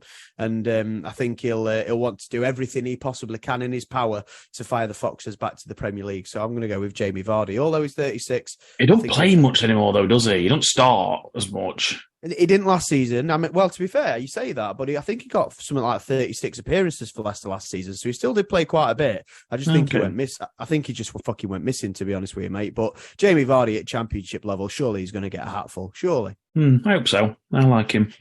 I'm on board of absolutely not. He's the 9-1 favourite to be top scorer in the Championship, and yeah, I think that's awful value. Considering his age and the fact that he is starting to slow down a little bit. I have got Sam, you called it, Connor Chaplin as my top scorer. A couple of players I was like, do I go for them? I'm not quite sure. Sinisterra for Leeds, I really, he was like almost my pick. He was a player that I had my eye on quite a bit when he played in Holland, and I thought it was a great signing for Leeds at the time. And he played all right, but he did have a few injuries. And the fact that he's still in the Championship, I find very, very surprising. But again, Connor Chaplin was great last season, and I do think he's got the quality to keep that up going into the Championship as well. So he's the player that I'm putting my name to. So that's the Championship in the books. And before we get stuck into the Premier League, before we get into Kemp and Aggie's 20-minute PowerPoint presentation on why Arsenal are going to win the league this upcoming season, we need to cover the cup competition. So Kemp, EFL Cup. First of all, who have you got winning the first cup competition of the season?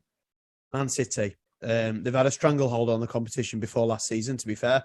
And I think they'll want to win it back after being knocked out by Nathan Jones of Southampton, probably the most devastating result of Pep's career. But yeah, I think they'll start well, and I think they'll get some good momentum sort of going in towards that sort of time in the season, February, March. But then when the tail end of the European competitions and the Premier League title race heats up, I think they might have bigger fish to fry. So yeah, I'm going to go City for the EFL Cup. That's fair. And I'm up next. I'm going to go to the red side of Manchester and have Manchester United to go back-to-back on the EFL Cup. I think Manchester United will improve this season. We'll get into what I think they'll do in the league and everything else shortly, but I can see that being the cup where Erik ten Hag was very strong. He still played strong sides throughout the competition, even when playing weaker opponents. So I think they can go back-to-back and retain that in January/February next year. So yeah, United for me. Aggie? I'm going with Man City. I think that side is very strong still, and like Kemp's already said, they lost to Southampton last season. They've always been good in sort of cup competitions, always have good squad depth, and I think it's just another one of them things. And City will just dominate. That's fair. It's an understandable pick. Sam closes off on EFL Cup. 2 for Man City, 1 for Man United. Are you adding one to that, or have you got a new team? I've got a new team. I'm going to go Arsenal. I think this is the perfect cup for them. They've obviously had an unbelievable season last season on the whole. They just need to start getting that silverware under the belt, don't they, with Arteta? And I think that's the perfect cup for them. I think City, there's always that danger of taking their eye off the ball slightly when they've got a congested fixture list with the Champions League, Premier League, FA Cup. They always take seriously. So yeah, I'm going to back Arsenal to win this one. That's fair. Just a very quick question for you then. Let's say Arsenal finished third and they win the EFL Cup. Is that a better season than last season, or?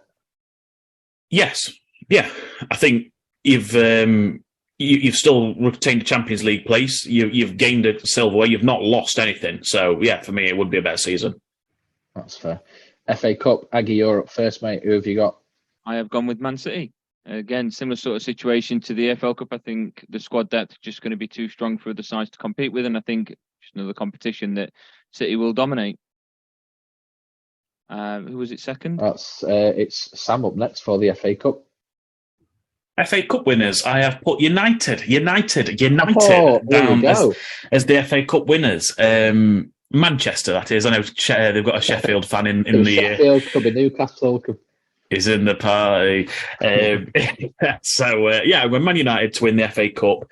I am not very confident with this, but I guess none of us are when it comes to picking a cup winner. So, yeah, Man United to lift the FA Cup. They got there last season in the final. I do think they've made improvements.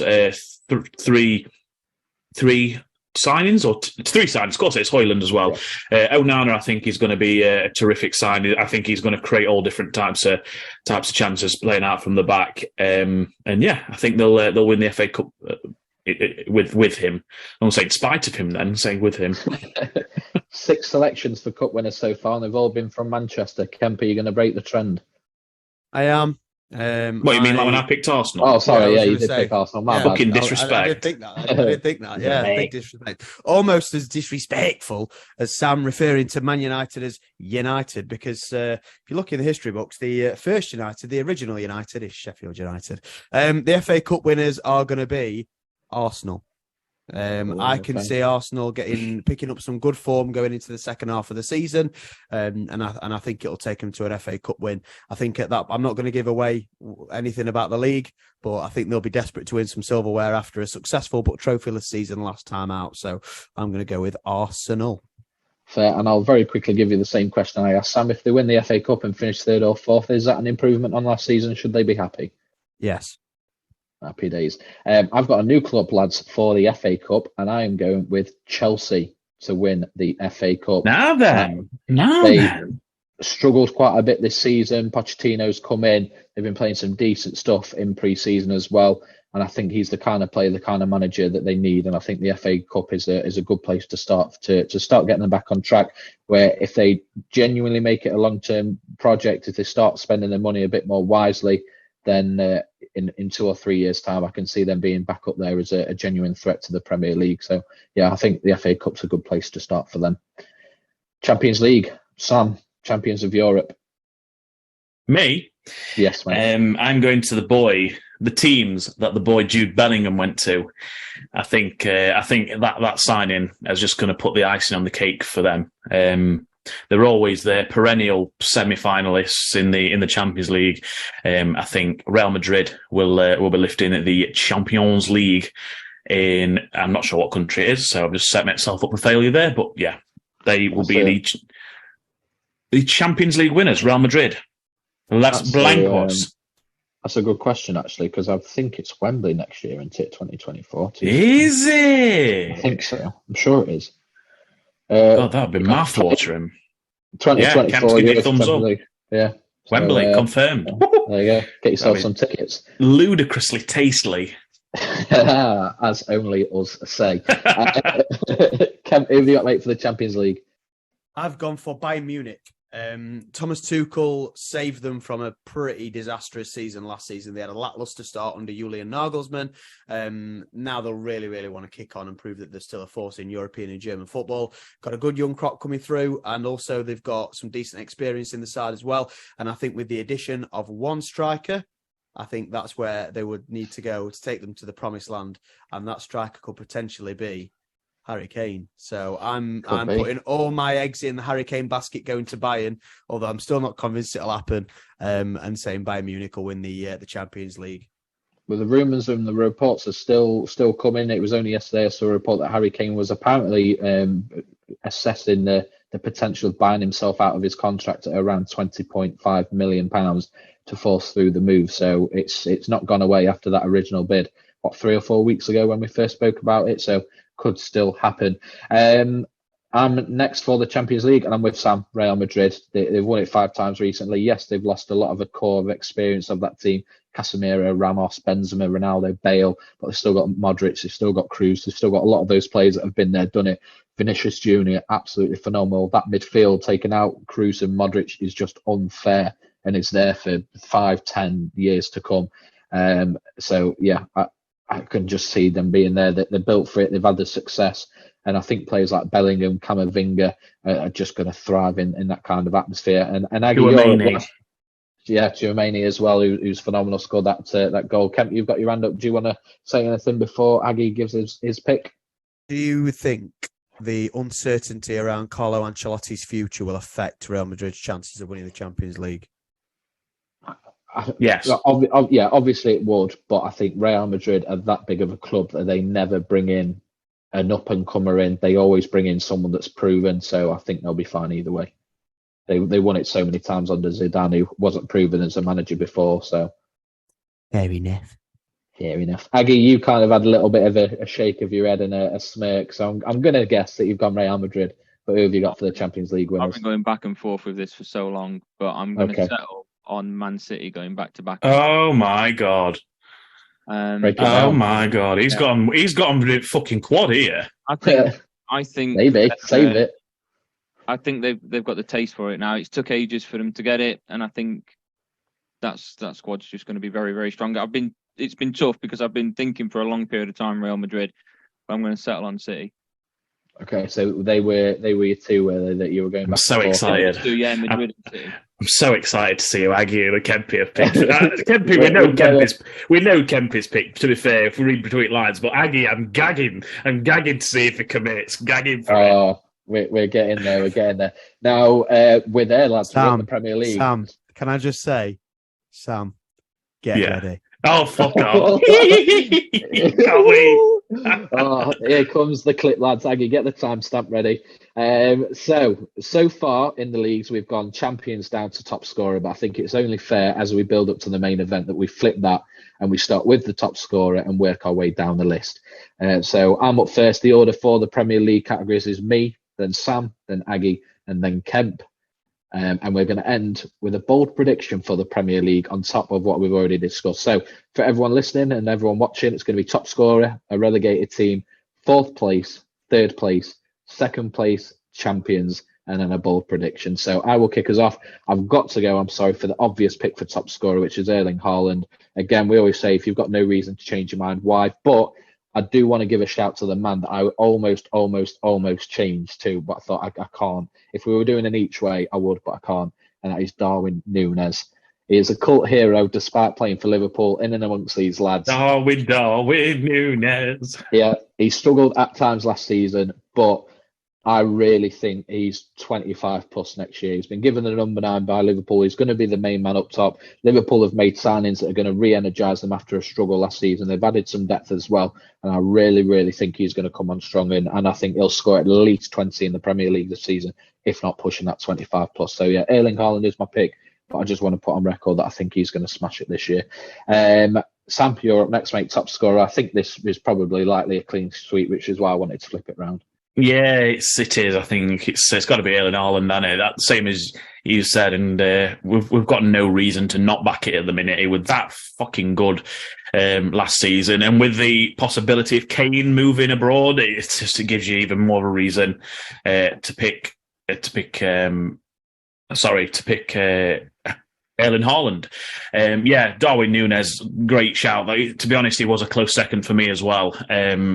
Albeit I don't fancy Liverpool to do too much in the league. I still think he's going to be. There or thereabouts in terms of his product. So yeah, it's a great shout from you that you've given him a shout out. Yeah, that's fair, mate. That's fair. And Aki, who have you got, mate, as top scorer? Same as you guys. Erling Haaland, the guy's a cheat code. That's nothing else to really say about it. Yeah. He is a bit of a cheat code. Go on then, Kemp. Complete the set, mate. There's got to be surely. Yeah, it's the robot. It's Erling Haaland. Unstoppable force last season. Can't see that slowing down this season. Jesus is injured. Højlund will be adapting to the league. Kane looks like he might be on his way out. Salah's not the player that he was. Darwin Núñez, I think, like I say, will improve, but I think Haaland will still get the golden boot. That's fair. So, relegated teams. I think Luton is the obvious pick, same as Haaland there, and I did have them, but I didn't feel great going for back-to-back obvious picks. So I've gone for West Ham to be a relegated Oh team. my goodness! Sold Holy their best shit! player in. Yeah, struggled last season. Let's not forget that. You take out that Europa Conference League win, they were really, really struggling into the deep end of the season. They were in and amongst that relegation battle up until maybe the last 4 games of the season.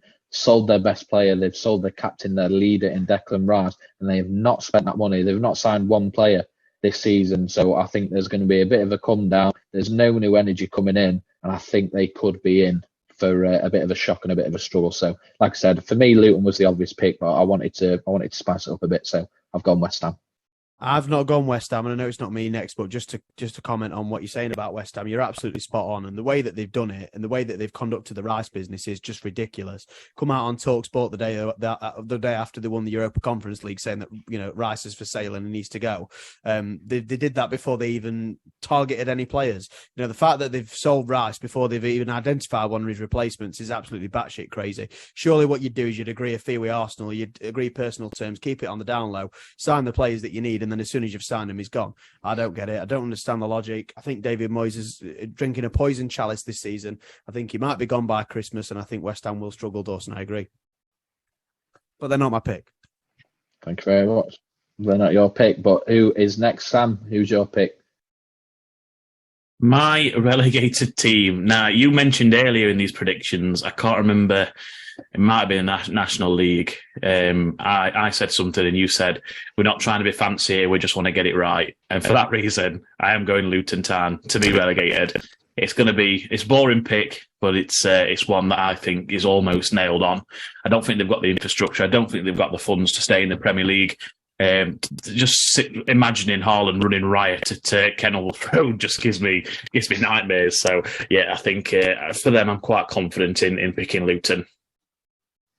No, that's fair, mate. Like I said, it's the obvious pick, and we're here to get right predictions, aren't we? So I can't blame you at all there. Aggie, who have you got, mate? Yeah, I'm going to back what Sam said. I've gone with Luton to go straight back down. I don't think they're a good enough side to be in the Premier League, I guess, on paper. That's fair. And Kemp, you look a little bit happy that none of us have put Sheffield United to the sword. Are you doing it, mate? Or can you not do it as much as Sam couldn't give Derby the champions tag? I was very happy that none of you did, because I'd have been very upset with you if you had, loyalty. Not me. You'd have loved it if I'd have picked him. Oh yeah, but that's different. You're the fucking curse of the century. I should have picked him for you. Yeah, you should have. Now we're definitely going down. Luton Town. Recruited all right, but like you've said, the budget's way off, the wage bill's way off, massive deficiencies in the squad. Yeah, they've signed Tahich Chong from Man United history. They've signed Giles as well and Anderson, decent players, but not Premier League quality by any means. And Luton Town will be going back down. Actually, I just want to mention that. You mentioned the signing of Chong, which is an excellent signing for the Championship. I think what they're doing is they're doing right. I think they're under no illusion that they're not going to be Premier League mainstays. And I think what they're doing is spending this promotion money wisely to become one of them, almost a yo-yo club, and start getting that, getting the trap of relegating. And they're going to get all this talent. And I think they're going to be, if they get relegated this season, so be it. They're going to come straight back up the year after. I think that's what their main plan is overall. Spot on. At the end of the day, they know they've not got the infrastructure. They know they're going to have to spend a lot of money on the stadium. They know they're going to have to spend a lot of money on the club and the players. And you're absolutely right, Sam. They're going to sign young players that have got a high ceiling, probably aren't Premier League quality at the minute. Fingers crossed on a miracle that they stay up. No, they probably won't stay up. They'll get relegated, but then they'll have a young core that've got Premier League experience to hopefully get there again and stay there next time, Sam. I think you're absolutely spot on. Yeah, man. Seems like a good business plan to me. I will kick us off on 4th place. So, lads, just very quickly, do we want to go 4th place down to champions, or do we want to start at champions and then work our way down? I think we start at 4th place, but my only concern is that if we go champions first, before we go second, that might ruin us. So what we saying? I'm thinking maybe 4th, 3rd, and then champions, and then second. Yeah, I agree with that. Yeah, we'll go with that. We'll go with that. Yeah. Okay, so I'll kick us off on 4th place. And in 4th place this season in the Premier League, I've got Manchester United. Now, up until about 4 hours ago, I had them in 2nd place. But I thought, no, I need to do it with my head here and do it right. So I think they'll still have a decent season. But I think the clubs around them, I think it'll be a fourth place, keep the Champions League, retain the EFL Cup, and then really push on next year with a bit of extra money, potentially a takeover that will have happened as well in the next 12 months and set up, because at the moment I don't think they're quite there yet. But I still think they'll be better than what they were last year, certainly at the start. Sam, who have you got in fourth? Fourth place, I have Liverpool. I think they're going to come good. I don't know why I said earlier that I don't think they'll do a lot in the Premier League. That I've had them to make top four, so I don't know what the fuck I'm on about there. I'm going to get Liverpool top four. I think Darwin Núñez is going to be a big part of that, as we mentioned earlier. So yeah, I'm going Liverpool. Pencil them in for top four. To be fair, mate, they can finish fourth and be quite a distance behind the top three, so both statements can stand still, I think. Hello? Can you hear me? Yeah, I think I went a little bit there. Yeah, I know you did. I don't think you did, but carry on. Fair enough. Aggie's up next. Yeah, I've also gone for Liverpool in fourth place. I think they've made a couple of signings to improve on what they did last season, but I don't think it's enough to really break the top two. And then Manchester United, they're starting to improve and try and catch up with both Arsenal and City.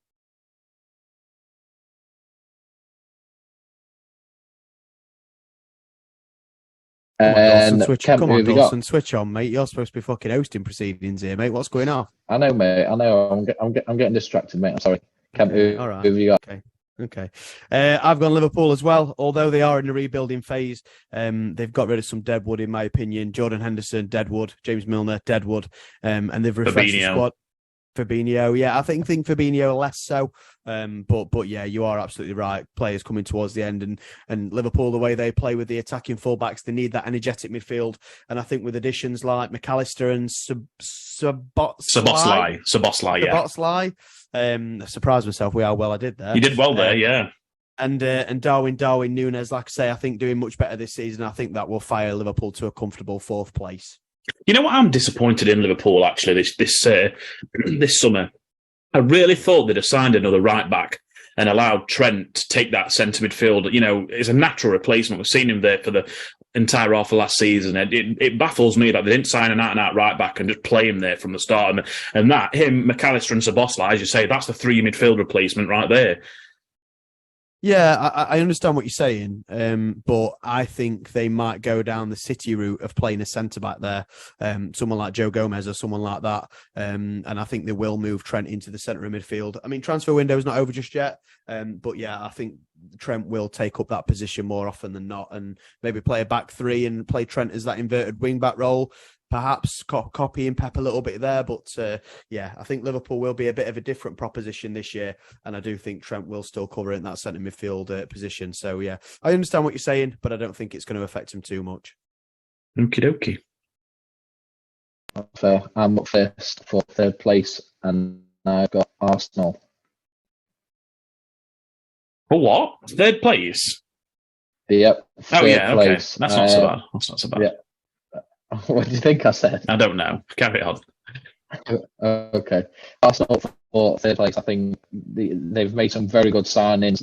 Rice, Timber, and I do think they'll be good. But I think the two teams that I've got above them will be better this season. So yeah, I've got them for third place. Cool. So I will. Well, while we're on the subject, I will go following up from Dawson there. I'll say Arsenal as well. They've had the chance last season, in my opinion, and the fall off will have demotivated them greatly towards the back end of the season.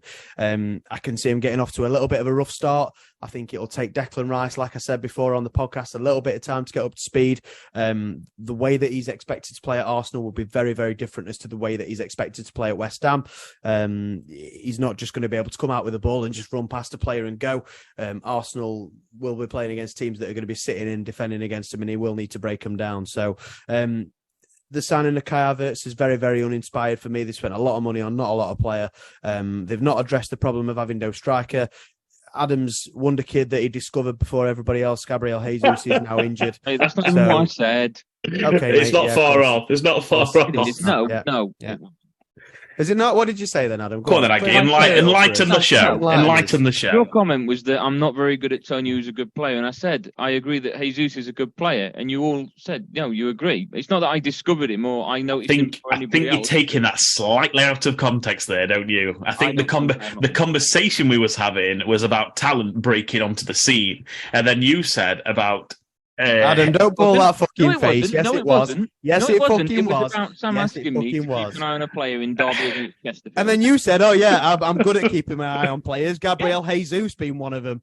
That's not fucking fine. That's not it at all. It is. That's exactly what you said. Well, that's not how the conversation went, but okay. Oh, mate, perfect time to have the conversation. We say save it. We save it for moments like this. But yeah, finishing my point off, I still can't get on board with Mikel Arteta. I still think he's a Spanish David Brent. I think bringing a dog in called Win to help you win the title and then not winning the title is the funniest thing I've heard all year. So fuck you, Ag. Fuck you, Skin, for moving your chair last season. And fuck you, Sam, as well, because you're sexy. Arsenal finishing. Right, hopefully I'm back now because I seem to be having some right technical difficulties. So apologies, You are but I back. can hear you You better are now. back. So You are hopefully you can hear me better. So just to catch me up, I had Arsenal going third. Sam, who did you go for, mate? I didn't go, mate. Kemp jumped in because we were scrambling, mate. We were scrambling. Kemp went Arsenal, just to shadow him, I will also be going Arsenal in third place. So yeah, no, you haven't missed much there. You caught up. That's fair. All of us with Arsenal so far. Aggie's got his head in his hands. Who have you got going third? I've got Manchester United. Oh boy! I still have them finishing in third place. I still think that they're a bit of a distance behind both Arsenal and City. I think City are a strong side, and Arsenal have addressed where their issues were last season. I think they're still going to be the top two sides. I think United will finish third.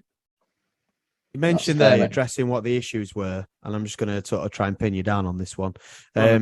I just mentioned the wonder kid that you scouted before everybody else had seen him, Gabriel Jesus. Yep. Yeah. He's injured again at the start of the season. It looks like he's going to be out for quite a few weeks. From what I can see, they've not signed an out-and-out striker to back him up or replace him. Where are the goals coming from? Balogun. But do you mean Balogun?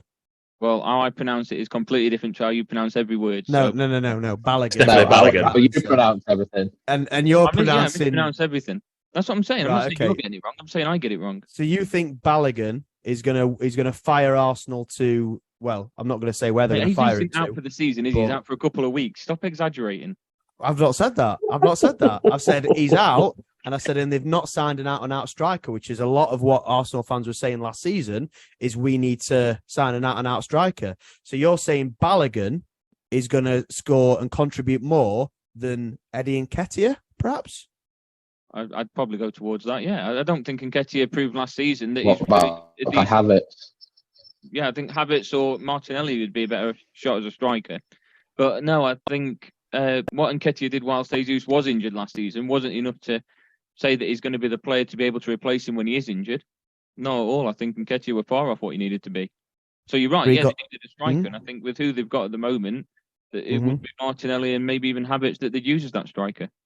Okay, well, Havertz is not very productive, and Balogun got 3 goals in 18 games for Middlesbrough, so it's a bold shout, but there you go. You know what is surprising me? When they signed Havertz, I was absolutely adamant that he'd be playing up top or at the very least in the number 10. It looks like they've signed him to play a centre midfield role. He's played there all pre-season. He played there against United when United beat them in 90 minutes and beat them on penalties straight after. And yeah, he's played all pre-season as a centre mid with Partey, Rice, Havertz and Odegaard as a midfield three, which is a cracking midfield three. But to see his defensive capabilities, I think it's quite questionable to play him that deep. Kai Havertz is the most expensive player in the world ever who you can't pin down who's got a position. Nobody knows where he plays. That's true. Do you know what I mean? Like you could all ask us what role he plays in for which team and what he does best, and we'd all give you different answers. So yeah, I think you're right there. Terrible signing for me, but Adam, it's a bold statement. You've made a few tonight, but there you go. That might be his worst yet, but we'll see. Well, we've got bold predictions come shortly, so he might top it yet.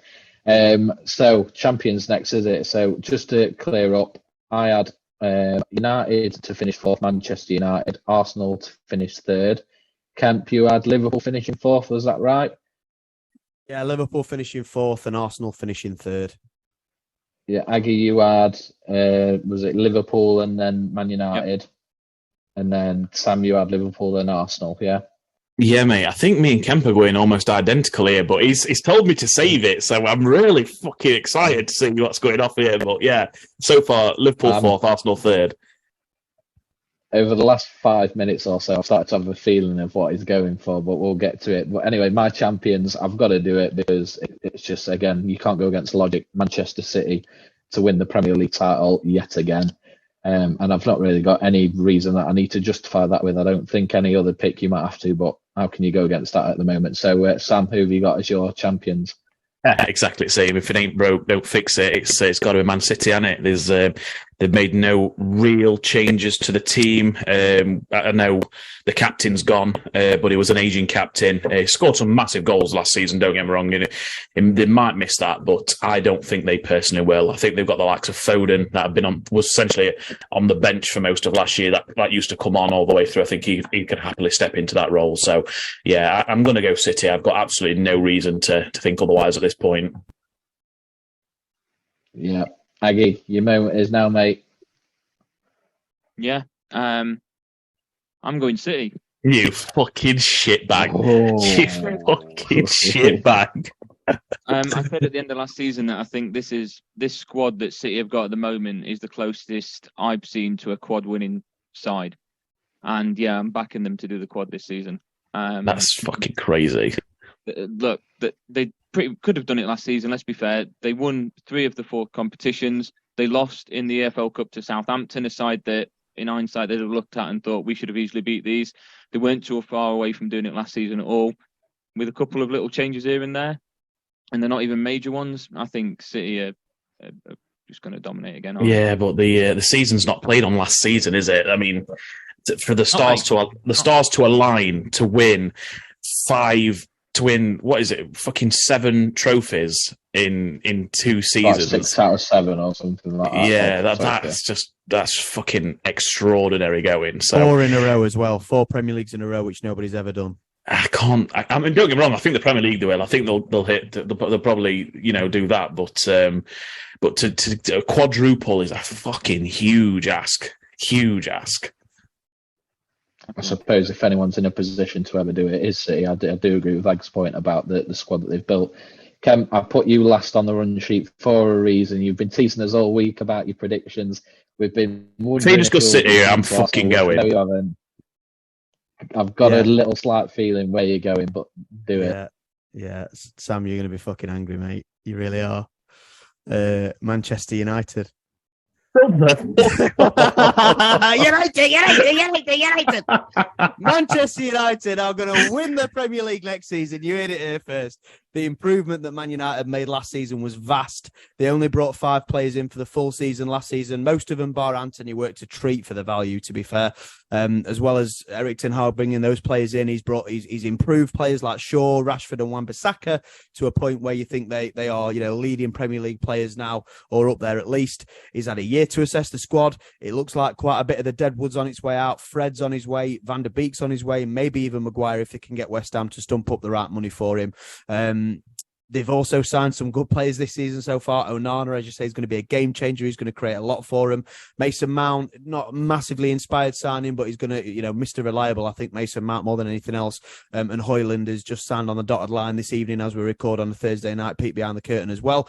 And we're looking as though potentially Amrabat's going to be joining Manchester United as well and really showed out for Morocco at the World Cup. So for me, Manchester United are going to win the Premier League.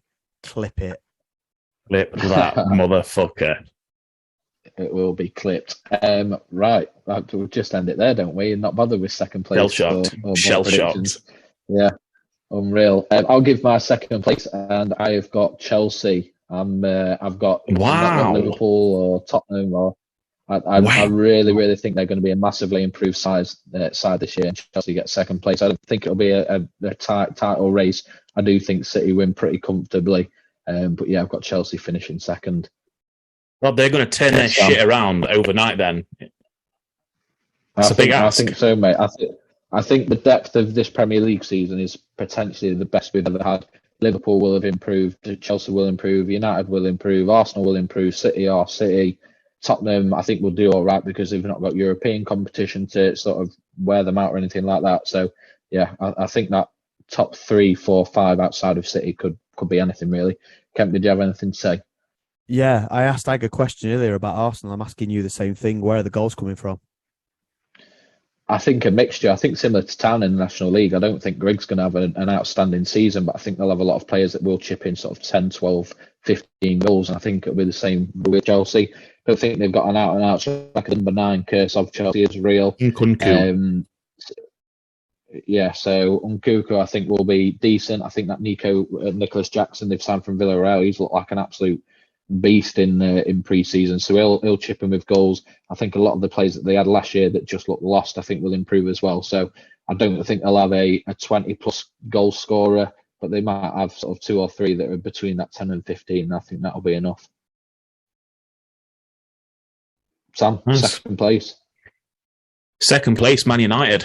Yeah, Man United. I think it'll be a lot closer this time round. I dare say they might push them until the final game of the season, and they might just lose out on the last day, which is almost a bold prediction in itself. So yeah, I'm going to go for United to finish second, but I think they'll be hard done to by not winning the league. Interesting. You and Kev have got big aspirations for them this season. Have you got in second place? I think we can guess, but break it down.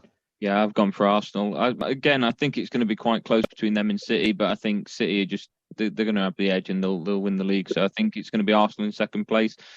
I'm going to stand by what I say, that they've addressed the issues of squad depth, apart from a striker, which they only need when Jesus is injured. Like you've already pointed out, Saka and Martinelli got on the score sheet quite a lot last season. Odegaard did. They've added Havertz to that as well. I think they'll be there or thereabouts, and I'm going to put them down as second. I just think City are going to have too much for them. Not concern you of how they capitulated towards the end of last year? Yeah, but in a similar sort of situation, I haven't got them winning the league this year. So I think it'll be a similar sort of story and they'll finish second. But I think they'll still fight as close, if not to, the final game of the season with City. Okay, I'm going to be brave and assume that you've gone Man City for second place, but you spoke about United winning the title because of all the things they've gained. Is there something that City have lost that means you've not got them winning the title? Yeah, they've lost a massive game winner in Ilkay Gundogan. Yeah, Sam said he was aging. He is 32, I think 33 maybe. But you know what? The vital goals that he scored for them last season in the run up to the Premier League and obviously the FA Cup as well. I think it's a massive loss for them. Yes, they brought in Kovacic to replace him, but I don't think he's even on the same stratosphere, to be honest with you. Who am I to doubt Pep? But yeah, I've not been massively impressed with Man City's business so far. The window's not shut yet, so there is time. But, you know, Gvardiol's meant to have been signing for the past few weeks. Where's that? What's happening with that one? That's still not happened. That's still not over the line. Mahrez has gone. Gundogan's gone. Possibly Walker's going. These are not just good players, but they're massive influential characters and team leaders. And I think that influence and that calmness in the dressing room and that experience is absolutely vital to a team winning a Premier League trophy. So for me, it'll be an extremely close race, and it will be the last day of the season. But again, I think Man City will just finish in second place, and Man United will stop them from breaking their record of 3 trophies in a row by winning 4 Premier Leagues in a row. So yeah, Man City will finish a very close second. That's fair. But if it really comes down to it, like you lads are describing, we might have to do a live watch along and all get together on the last day of the season for it. But it's a long way to go between. Sheffield United will be playing at home, mate. Can't do that. I'll be at Blades. I'll be at Bramall Lane. Get some pan, I won't tell you beforehand. Yeah, it's all right. Kemp will be crying at Bramall Lane as they go down after one season. But anyway, bold predictions. I'll kick us off, and it's probably not massively bold, but I struggled and I changed my mind 2 or 3 times. But I've got Newcastle United to finish outside of the top 8. I think they'll be around mid-table this upcoming season, despite their aspirations, despite their lofty heights and goals, despite the money that they've invested. I think Champions League football, pushing deeper into the cups. They do EFL Cup runners-up last year. I don't think they've signed enough to cover the amount of games that they'll potentially be playing this season. And on top of that, improvements from teams like Arsenal, like United, like Chelsea, like Liverpool as well. Aston Villa are set up. They were phenomenal under Emery in the second half of the season. They made great signings. Brighton as well lost the amount of players that we thought they would have done, and they've retained a lot of their staff and are playing phenomenal football as well. So I think there's a very good chance that Newcastle drop outside the top 8 and potentially, they might end up looking for a new manager at some point. So yeah, that's my bold prediction for the year. Do you not think that's a bit hypocritical? So you've said Newcastle to drop out into the top 8 because of the games they play, and you then went on to use Villa and Brighton as reasons why they will finish like that. They are playing Thursday night football, which is even worse than what Newcastle are playing. Surely they're the ones that you should be more concerned about. It's a very fair point. I think with the pressure that will be on Newcastle to perform in the Champions League, with everything that's been invested to them, I just think that takes it to a new level over Brighton and Villa. I think Villa and Brighton can get knocked out quite early or get into the early stages of the knockout part of the cups and be relatively okay.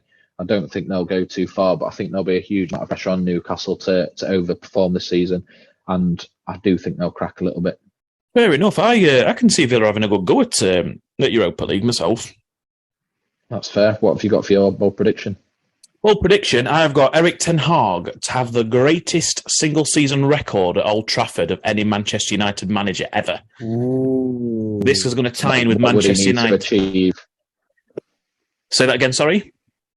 What would he need to achieve? What would his record need to be? I don't know, mate. I've not backed it. You know for a fact I'm not back.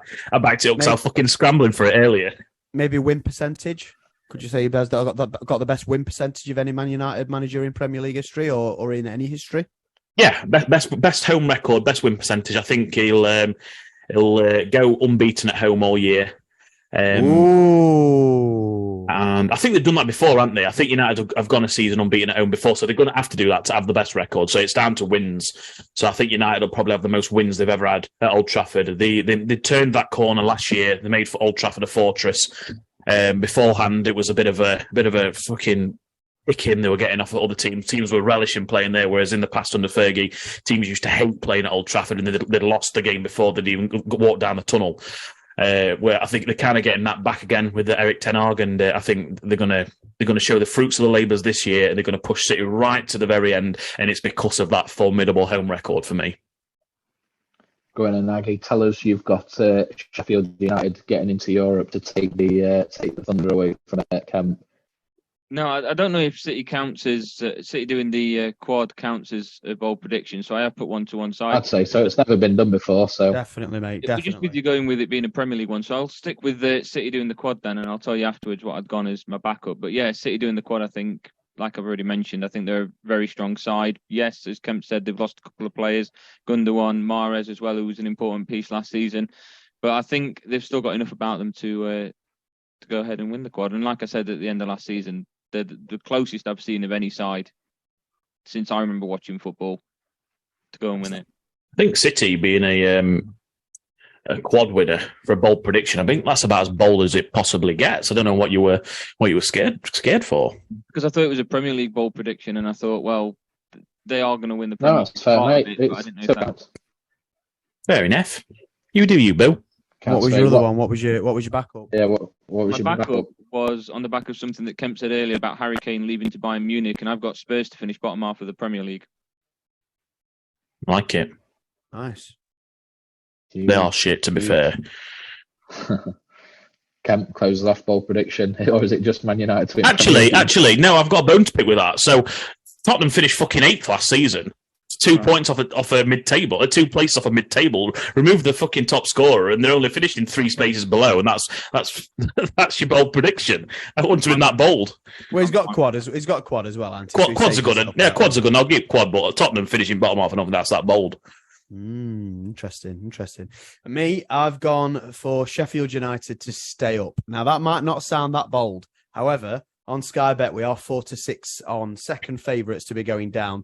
And if you listen to pundits and people talking about the upcoming season, everybody's written us off before a ball's been kicked. To be fair, when we sold Njai last week, earlier this week, well, no, it was last week now, I was in that same camp. I thought, that's it, we've got no fucking chance. But today, we've signed a trusty centre-back, and trusty by name and hopefully trusty by nature from Birmingham, their player of the season last season on loan from Arsenal. he's filled that left centre-back position to replace Jack Robinson. Thank God. About fucking time. Yeah, about fucking time, because Jack Robinson was terrifying me every single friendly we played. And it looks as though we're sniffing around potentially signing Chuba Akpom as well from Middlesbrough, who was a real talisman last season for them. So, excuse me, we've got a really, really solid back line. Bit of a risking goal. Want to see it stay at our Wes, but if we've got a solid back line, then hopefully we won't have too much. Well, he won't have loads to do every single game. And hopefully, we've got two decent forwards in the Premier League in Chuba Akpom and Ollie McBurney in his recent form, and reinforcements in all positions. So if we sign a midfielder or maybe a couple, that'd really put me over the edge in being confident about the Blade survival. But for me, that's my bold prediction. Up the fucking Blades! Come on, let's do it. I think Chuba Akpom would be an unbelievable signing. I mean, do you know how much we're getting him for as well, allegedly? No, go on. 8 mil. Oh, that's shrewd business. End of his contract last season. He's out of contract next season. So, decent business that if we can do it. Yeah, I've just got to say, because you've got a Blade background and you've got a black mic, every now and again the tip of your black mic just goes a little bit blurry, and it reminds me of the old Japanese pornos where cock and balls are blade out, and you look like you've got a little Japanese muff against your face. It's beautiful. There's nothing wrong with that. And on that note, that is the predictions for this upcoming season.